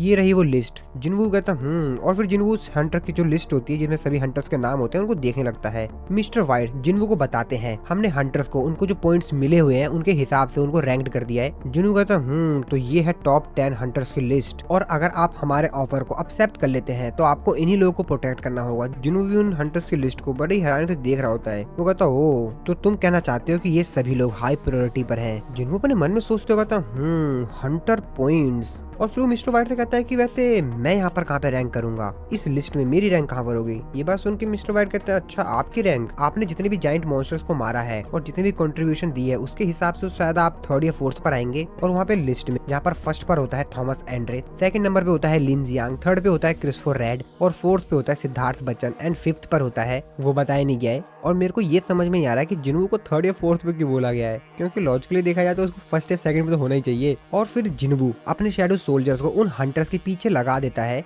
जिन भी हंटर्स का उस लिस्ट में नाम था, क्योंकि यहाँ पर लगभग सभी हंटर्स हैं और जिनवू को इससे अच्छा मौका नहीं मिलेगा जहाँ पर इन हंटर्स के पीछे वो अपने शैडो सोल्जर्स को लगा सकता है। और फिर जिनवू कहता है, चलो ठीक है, मैं इन हंटर्स के थ्रू रूलर से कॉन्टेक्ट बना सकता हूँ और इससे मेरे को ये भी पता चल जाएगा कि आखिरकार कौन फ्रेंड है और कौन दुश्मन है। इससे मेरे को आसानी होगी उन लोगों से फाइट करने के लिए जो कि असल में मेरे दुश्मन है। और तभी यहाँ पर हम लोग किसी इंसान को आते हुए देखते हैं। तो एक्चुअल में यहाँ पर थॉमस एंड्रे आ गया था, जो कि हॉस्पिटल से बचकर वापस आ गया था। वो ठीक था बेसिकली। अब जिनवू भी थॉमस एंड्रे को देख लेता है, लेकिन जिनवू का मूड ठीक नहीं होता है। वो तो थॉमस एंड्रे को कुछ अजीब तरीके से देख रहा होता है। मिस्टर च्यूल जिनवू से कहते हैं कि हंटर जिनवू मिस्टर च्यूल से कहता है कि आप चिंता मत कीजिए इस चीज के बारे में, मैं देख लूंगा। और तभी थॉमस एंड्रे जिनवू से कहता है कि हंटर सांग जिनवू, क्या मैं तुमसे एक चीज पूछ सकता हूँ? मेरा ये आर्म जिसपे की बहुत ही ज्यादा तेजी से अटैक किया गया है, बहुत ही ज्यादा पावरफुल मैजिकल पावर से, जिसके ऊपर हीलर की भी हीलिंग मैजिक काम नहीं कर रहे हैं, और डॉक्टर ने भी मेरे से कुछ ऐसा ही कहा, पर फिर भी अभी धीरे धीरे रिकवर हो रहा है, लेकिन अभी भी पूरी तरीके से रिकवर नहीं हुआ है। मेरे को हराने के बाद तुम चाहे तो मेरे पूरे गिल्ड को एक ही अटैक में कंप्लीटली खत्म कर सकते थे, लेकिन फिर भी तुमने ऐसा नहीं किया। मेरे गिल्ड का एक मेंबर भी नहीं मारा गया। तो क्या मैं तुमसे ये पूछ सकता हूँ कि आखिरकार तुमने हमको जिंदा क्यों छोड़ा? अब ये बात सुन के जिनवू की तरफ पड़े ही हैरानी से देख रहा होता है। जिनवू थोड़ा सा सोचता है और उससे कहता है, क्योंकि एक बेवकूफ की वजह से तुम लोग मौत डिजर्व नहीं करते थे, वो तो वांग डोंग सू की बेवकूफी की वजह से तुम लड़ने आए। और ये बात सुन के थॉमस एंड्रे वहाँ से जाने लगता है। वो जिनवू से कहता है कि ठीक है, वैसे मिस्टर वांग डोंग सू का बहुत ही बड़ा फ्यूनरल करवाने की सोच रहा हूँ। मैं जानता हूँ कि वो बेवकूफ तो मौत ही डिजर्व करता है, लेकिन उसका फ्यूनरल भी अच्छे से होना चाहिए। और हाँ, वैसे जब मेरा आर्म ठीक हो जाएगा तो हम लोग खाने पे चलेंगे बाहर। वैसे तुम मेरे मैनेजर को अपने कॉन्टेक्ट इन्फॉर्मेशन दे सकते हो, मैं तुमसे बाद में कॉन्टेक्ट कर लूंगा। और फिर थॉमस एंड्रे की जो मैनेजर होती है लॉयरा, वो जिनवू से कहती है कि मेरे मास्टर बस आपसे थैंक्स करना चाह रहे थे, क्योंकि आपने उनके गिल्ड के मेंबर को हानि नहीं पहुंचाई। इससे कोई भी फर्क नहीं पड़ता कि ये कैसे दिखते हैं, असल में काफी ज्यादा अच्छे और शाई पर्सन है। और फिर वो जिनवू से कहती है, कि हंटर सान जिनवू, क्या आप मेरे को अपना कॉन्टेक्ट इन्फॉर्मेशन दे सकते हैं? मेरे मास्टर आपको कुछ गिफ्ट देना चाहते हैं और आप मेरे को कुछ और भी बता सकते हैं अगर आपको कुछ और भी चाहिए तो। जिस पे जिनवू कहता है नहीं नहीं थैंक यू कोई दिक्कत नहीं है। लॉयरा आगे कहती है कि मेरे मास्टर काफी ज्यादा कॉम्पिटेटिव है, तो अगर आपको कुछ चाहिए होगा तो प्लीज आप मेरे को जरूर बताइएगा। जिनवू अपने मन में सोचते कहता अच्छा गिफ्ट। फिर जिनवू लॉयरा से कहता है कि ठीक है शायद एक डैगर। लॉयरा भी कहती है अच्छा ठीक है डैगर, मैं समझ गई। और तभी मिस्टर वाइट जिनवू से कहते हैं कि हमको उन हंटर से मिलना चाहिए, चलिए मैं आपको उन हंटर से मिलवा देता हूँ जिन हंटर्स का लिस्ट में नाम है। जिस पे जिनवू उनको मना करते हुए कहता है कि नहीं कोई जरूरत नहीं है, मैंने पहले ही सब कुछ कर दिया है। ये बात सुनकर मिस्टर वाइट कहते हैं क्या क्या क्या आपने पहले ही कर दिया है? जिनवू उनको बताता है कि हाँ बिल्कुल, वैसे हाँ यहाँ पर क्या कोई इंसान मिसिंग है? मेरे को रैंक 6 का हंटर नहीं दिखा कहीं पर भी। अभी बात सुनकर मिस्टर वाइट तो काफी ज्यादा हैरान होते हैं, उनके पसीने छूट जाते हैं, कहते हैं क्या ये आपने कैसे कर दिया? इसके बाद मिस्टर वाइट जिनवू को बताते हैं हमारा कुछ दिनों पहले ही उससे कॉन्टेक्ट टूट गया। वैसे जो सीक्रेट एजेंसी है और जो ब्राजीलियन की गवर्नमेंट है वो दोनों की दोनों ही उनको ढूंढ रही है, लेकिन वो अभी तक नहीं मिले हैं। जिनवू ये बात सुनकर अपने मन में सोचते कहता है कहीं वो भी तो नहीं मारा गया, तो इसका मतलब अब 7 लोग बचे हैं। दूसरी तरफ हम लोग कोरिया के अंदर मिस्टर गो को देखते हैं जो कि अपने ऑफिस में बैठे हुए होते हैं। वो अपने मन में सोचते हुए कहते हैं ये काफी ज्यादा अजीब है, मेरा दिल इस समय काफी ज्यादा धड़क रहा है, आखिरकार ये क्या हो रहा है? मुझे कुछ अजीब सी फीलिंग क्यों आ रही है? हालांकि मेरा दिल काफी सालों से इस तरीके से है, लेकिन कुछ दिनों से मेरे को ये सब कुछ ज्यादा ही अजीब लग रहा है। क्या यही मेरी लिमिट है? और डॉक्टर ने भी कहा है कि अगर मैं इसी तरीके से काम करता रहा लगातार तो मेरी जिंदगी सिर्फ आधे साल की बची हुई है। 1 साल 2 साल बीत चुका है, लेकिन अभी भी मैं वहीं पर ही हूँ जहाँ पर मुझे होना चाहिए और मैं ज्यादा कुछ भी नहीं कर सकता हूँ क्योंकि शायद यही मेरी लिमिट है। लेकिन फिर भी मेरे को इस चीज के लिए थैंक्सफुल होना चाहिए क्योंकि इसने मेरे को इतने समय तक बचा के रखा। तभी मिस्टर वाइट को उनकी वाइफ का फोन आता है। वो फोन को पिक करते हुए कहते हैं डियर। उनकी वाइफ कहती है कि आज कुछ हुआ तो नहीं ना? जिस पे मिस्टर गोन को रिप्लाई देते हुए कहते हैं कि डियर तुम इतनी ज्यादा चिंता क्यों करती हो? अरे कुछ भी नहीं हुआ, मैं बस आ ही रहा हूँ वापिस। और तभी मिस्टर को कुछ अजीब सा सेंस होता है, वो एकदम से ही अलर्ट हो जाते हैं। तभी वो अपने साइड में देखते हैं, वो कहते हैं कि ये था क्या? ये क्या था? तभी साइड में उसको एक मोनार्च दिखाई देता है। अब इस चीज को देखकर मिस्टर को तो काफी ज्यादा हैरान होते हैं। वो कहते हैं कि आखिरकार ये कैसे हो सकता है? मिस्टर वाइट उसकी तरफ देखते हैं और वो मोनार्च एक स्माइल देता है। मिस्टर गो उसको देखते हुए अपने मन में सोच रहे होते हैं मेरे को नहीं लगता कि हम लोगों की पूरी बातचीत हो पाएगी और मैं इसको सेंस नहीं कर पाया जब ये यहाँ पर आया, और मेरे को नहीं लगता कि मैं अकेला इसको संभाल पाऊंगा। इसके बाद वो मोनार्च मिस्टर गो को बताते हुए कहता है कि मैंने इस जगह को आउटसाइड वर्ल्ड से पहले ही आइसोलेटेड कर दिया है, यानी कि बाहर की दुनिया से हमारा कोई भी कनेक्शन नहीं है, ये प्लेस पूरी तरीके से ब्लॉक हो चुका है। अभी बात सुन के मिस्टर को भी काफी ज्यादा हैरान होते हैं। वो अपने मन में सोचते हुए कहते हैं कि क्या मैं कोई सपना देख रहा हूँ इस समय? और तभी वो मोनार्च उनके ऊपर एक अटैक करता है। अभी इस अटैक को देखकर मिस्टर गो भी समझ जाते हैं कि ये कोई सपना नहीं है। उनके कंधे पर जहाँ पर उस मोनार्च ने अटैक किया होता है वो वहाँ पर बर्फ बनना शुरू हो जाता है। तभी वो मोनार्च मिस्टर गो से कहता है कि अगर ये सपना होता तो तुमको क्या लगता है कि तुम इस चीज को फील भी कर पाते? अब इस चीज को देखकर मिस्टर गो कहते हैं मेरे को भी लग रहा है कि ये कोई सपना नहीं है। तो तुमसे मैं एक बार ये फिर से पूछना चाहूंगा कि आखिरकार तुम हो कौन? अब ये बात सुनकर वो मोनार्च गुस्से में कहता है कि मुझे लगा था कि तुम्हें बिना बताए ही तुम समझ जाओगे कि आखिरकार मैं हूँ कौन। लेकिन इसके बाद वो मोनार्च मिस्टर गो से कहता है मेरे को कमजोर लोगों से लड़ने में इतना मजा नहीं आता, तो क्या तुम अपने आप को रिवील करोगे? Fragment of luminosity. और एक बहुत तगड़ी वेव छोड़ता है। मिस्टर गो भी इस वेव को अपने हाथ से रोकने की कोशिश करते हैं, लेकिन ये वेव काफी ज्यादा तेज होती है। इसके बाद वो मोनार्च मिस्टर गो से कहता है कि शायद तुम इस बात से चिंतित हो ना कि अगर तुमने ऐसा कुछ किया तो शायद तुम्हारा जो मीडियम है वो टूट जाएगा, है ना? ये अभी नहीं तो बाद में टूट ही जाएगा, कोई फर्क नहीं पड़ता कि तुम क्या करते हो। और अगर तुम इस चीज के बारे में सच में इतना चिंतित हो तो फिर ये लो। और उनके ऊपर एक अटैक करते हुए कहता है फिर तो ये कन्वर्सेशन ही बेकार है। और वो अटैक काफी तेजी से मिस्टर गो की तरफ आता है, चारों तरफ धुआं हो जाता है।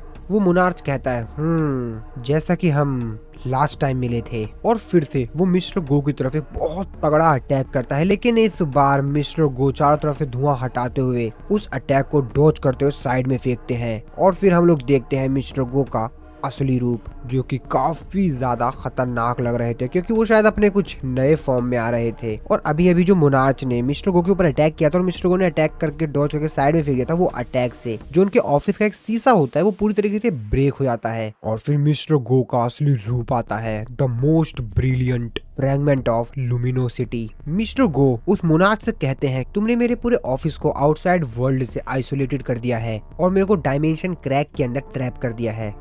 इतना भी बुरा नहीं है। वो मोनार्च मिस्टर गो का रिप्लाई देते हुए कहता है, वैसे मैं भी तुमको काफी समय से ढूंढ रहा था। तुम्हें क्या लगता है मैंने जिस मीडियम के अंदर तुमको ट्रैप कर रखा है, तुम इसके अंदर होने के बावजूद भी अपनी ट्रू पावर का इस्तेमाल कर पाओगे? मुझे नहीं लगता। और वैसे भी हमने जो तुम्हारे बाकी 7 फ्रेगमेंट है उनकी लोकेशन ऑलरेडी ही पता लगा ली है और उनमें से 2 को तो हमने कब का खत्म कर दिया है। और बस मैं तुम्हारे चेहरे पर वो एम्बेरसमेंट देखना चाहता हूँ तुमको मारने से पहले, और अब मैंने वो देख लिया है और अब मैं तुमको बिना किसी रिग्रेट के डिस्ट्रॉय कर दूंगा। ये बात सुन के मिस्टर को काफी तेजी से चिल्लाते हुए उससे कहते हैं, तो फिर ट्राई कर लो मोनार्च ऑफ फ्रोस्ट। ये बात सुनकर मोनार्च ऑफ फ्रोस्ट कहता है, ओ तो तुमने फाइट को चॉइस किया है, कितने ज्यादा बेवकूफ हो तुम जिसने कि इंसान की बॉडी को उधार लिया है, और दूसरी तरफ मैं जिसने उस पे पूरी तरीके से जीत हासिल कर ली है। तुमको क्या सच में लगता है कि तुम मेरे ऊपर एक अटैक भी कर पाओगे? और अगर तुमको इतना ही लगता है, तुम इतने ही जोश में हो, तो चलो फिर लड़ाई करते हैं। और फिर वो भी अपने असली फॉर्म में आ जाता है और तैयार होता है मिस्टर गो से फाइट करने के लिए। वो चारों तरफ बर्फ उगाकर मिस्टर गो के ऊपर अटैक करता है, लेकिन मिस्टर गो उसके अटैक से बच जाते हैं और अपनी पावर का इस्तेमाल करके उसके सारे जो उसने बर्फ बनाए हुए होते हैं उसको तोड़ते हुए उसके पास जाते हुए उसके ऊपर एक अटैक करते हैं। लेकिन वो मिस्टर गो के इस अटैक से बड़े ही आसानी से बच जाता है और फिर वो मिस्टर गो के ऊपर अटैक करता है। हालांकि मिस्टर गो इसके अटैक को पूरी तरीके से ब्रेक कर देते हैं और फिर से वो मिस्टर गो के ऊपर अटैक करता है। लेकिन मिस्टर गो भी कमजोर खिलाड़ी नहीं थे, वो भी उसके सारे अटैक्स को डॉज कर रहे होते हैं और उसको अच्छी टक्कर दे रहे होते हैं। और फिर से इन दोनों के बीच एक भयंकर सी फाइट शुरू हो जाती है। मोनार्च ऑफ फ्रोस्ट भी अपने फुल पावर का इस्तेमाल कर रहा और इस तरफ मिस्टर गो भी उसके सारे अटैक्स से बच रहे होते हैं और उसके सारे अटैक को डिस्ट्रॉय कर उसके ऊपर फुल अटैक कर रहे होते हैं। और इन लोगों की फाइट एकदम पीक पर होती है। दोनों एक दूसरे को काफी भयंकर टक्कर दे रहे होते हैं। मिस्टर गो अपने मन में सोचते हुए कहते हैं कि मेरे को ये खत्म ही करना होगा, नहीं, मेरे को ये अब खत्म ही करना होगा। और एक बहुत तगड़ा अटैक बनाकर उसके ऊपर अटैक करने के लिए जाते हैं और मोनार्च ऑफ फ्रोस्ट थोड़ा सा पीछे चला जाता है। मिस्टर गो अपने मन में सोचते हुए कहते हैं कि क्या यही मेरी लिमिट है? मोनार्च ऑफ फ्रोस्ट मिस्टर गो की तरफ स्माइल करते हुए कहता है कि ऐसा लगता है कि तुम अपनी लिमिट पर पहुंच चुके हो, यही तुम्हारी लिमिट है। बहुत बेकार फ्रैगमेंट ऑफ लुमिनोसिटी। और फिर तभी मोनार्च ऑफ फ्रोस्ट वहां से एकदम से गायब हो जाता है। इस चीज को देखकर तो मिस्टर गो भी काफी ज्यादा हैरान होता है, कहते हैं कहाँ गया ये कहाँ गया? और तभी वो एकदम से उनके करीब आ जाता है और उनके ऊपर एक अटैक करता है। और ये अटैक काफी ज्यादा खतरनाक था क्योंकि उसने मिस्टर गो के सीने में ही अपनी पावर का इस्तेमाल करके एक बर्फ उनके सीने में डाल दी थी और उनके सीने के आर पार कर दिया था और वो काफी ज्यादा घायल हो गए होते हैं, उनके मुंह से भी खून आने लग जाता है। मोनार्च ऑफ फ्रोस्ट मिस्टर गो से कहता है, मैं काफी ज्यादा हैरान हूँ, मैं ये सोच के काफी ज्यादा हैरान हूँ कि आखिरकार तुमको कितना समय लगेगा एक नई बॉडी ढूंढने में, 1 साल 2 साल? लेकिन तुम्हारे लिए तो बहुत ज्यादा बदकिस्मती की बात है क्योंकि मेरी फोर्स ऑलरेडी यहाँ पहुँच चुकी है और मैं इस दुनिया को तुम्हारे वापस जाने से पहले ही डिस्ट्रॉय कर दूंगा। और तुम्हारी गलती जानते हो क्या था? इस दुनिया को बचाना, इस दुनिया को प्रोटेक्ट करने की कोशिश करना ही तुम्हारी गलती थी। और क्या तुमको सच में लगता है बिना तुम्हारे गार्ड के तुम मेरे को हरा भी सकते हो? ये बात सुनकर मिस्टर गो एक स्माइल देते हैं और कहते हैं और उसने जो मिस्टर गो के सीने के अंदर जो अपनी बर्फ की स्वॉर्ड डाली हुई होती है उसको पकड़ते हुए मिस्टर गो कहते हैं कि तुम्हें क्या लगता है, क्या सच में मैं तुमसे फाइट करूंगा बिना किसी रीजन के? और जैसा कि हम लोग ये प्रिडिक्ट नहीं कर सकते थे कि तुम कहां पर हो और तुमको फॉलो भी नहीं कर सकते थे, लेकिन एक बहुत इम्पोर्टेंट चीज जो कि तुम भूल गए। ये बात सुन के मोनार्च ऑफ फ्रॉस्ट कहता है, क्या कुछ भूल गया मतलब? और तभी मिस्टर गो भी अपनी आखिरी जो बची हुई पावर होती है उसको इस्तेमाल करते हैं। अब ये चीज को देखकर मोनार्च ऑफ फ्रॉस्ट भी काफी ज्यादा हैरान होता है। वो कहता है कि अब ये मत कहना कि हम जिस इम्पोर्टेंट चीज के बारे में बात कर रहे थे वो यही है। मिस्टर गो कहते हैं, हाँ बिल्कुल सही कहा। और तभी हम लोग मिस्टर गो के साइड में जो शीशा लगा हुआ होता है उसको हम देखते हैं जो कि क्रैक हो रहा होता है। अब इस चीज को देखकर मोनार्च ऑफ फ्रॉस्ट भी काफी ज्यादा हैरान होता है कि आखिरकार ये क्या हो रहा है, और तभी पूरी तरीके से क्रैक हो जाता है। और अब इस चीज को देखकर वो काफी ज्यादा हैरान होता है। वो कहता है कि सिर्फ इस चीज के लिए मेरे को लगता है कि अगर ये चीज काम भी करेगी तो यहाँ पर कुछ चेंज भी होगा। और तभी मिस्टर को कहते हैं नाउ। और तभी हम लोग देखते हैं कि जिन्हों को एक शैडो सोल्जर था, एक एंट मॉन्स्टर, जो वहाँ पर एक जगह ब्रेक होती है उस शीशे में से बाहर चला जाता है अब इस चीज को देखकर मोनार्च ऑफ फ्रोस्ट कहता है ये वैसे क्या ये सिंगल सोल्जर मेरा कुछ बिगाड़ भी पाएगा। और तभी अपने मन में सोचते कहता है कि नहीं एक मिनट, अरे नहीं अब मेरे से ये मत कहना कि। और वो समझ जाता है कि आखिरकार यहाँ पर क्या सीन हुआ और तभी वो काफी ज्यादा तेजी से उस एंट मॉन्स्टर की तरफ जाता है उसको रोकने के लिए। और वो भी उस बिल्डिंग से बाहर आ जाता है। एंट मॉन्स्टर जो कि काफी ज्यादा तेजी से वहां से आगे जा रहा होता है वो उसको पीछे करने लग जाता है और वो उसका पीछा करने लग जाता है। वो उसके ऊपर अटैक करने लग जाता है काफी ज्यादा तेजी से और उसके ऊपर अटैक करके उसको मार पाता। और तभी वो मोनार्च ऑफ फ्रोस्ट सामने की चीज को देखते हुए कहता है कि तुम। और यहाँ पर हम लोग एक हाथ को देखते हैं। तो एक्चुअल में ये कोई और नहीं, ये जिन्वू था जो कि यहाँ पर आ गया था। जिन्वू उसके उस अटैक को रोक लेता है। अब ये चीज को देखकर मोनार्च ऑफ फ्रॉस्ट भी काफी ज्यादा हैरान होता है और उसके बाद जिन्वू उसकी गर्दन को ही पकड़ लेता है और उससे कहता है कि तू कौन है बे, एक आइस एल्फ। और फिर इसी सीन के साथ हमारा ये वाला जो एपिसोड है गाइज वो खत्म हो जाता है। और अब जिन्वू इसको इसकी औकात दिखाएगा, वो तो हम लोग देखेंगे अगले एपिसोड में किसके साथ क्या सीन होगा। और बाकी हाँ, ये हमारे इस सीजन का एंड है। नेक्स्ट सीजन में हम लोग देखेंगे कि जिन्वू इसके साथ क्या करता है और आगे जिन्वू के साथ क्या क्या होगा। तो दोस्तों वीडियो अच्छी लगे तो वीडियो को लाइक जरूर से कर दीजिएगा और नेक्स्ट वीडियो मैं ट्राई करूंगा यार थोड़ा जल्दी ले आ पाऊँ। बाकी हाँ, इस वीडियो में इतना ही। चैनल पे नए हो तो सब्सक्राइब कर लेना अगले एपिसोड को देखने के लिए। तो मिलता हूँ मैं आपको अपनी नेक्स्ट वीडियो में।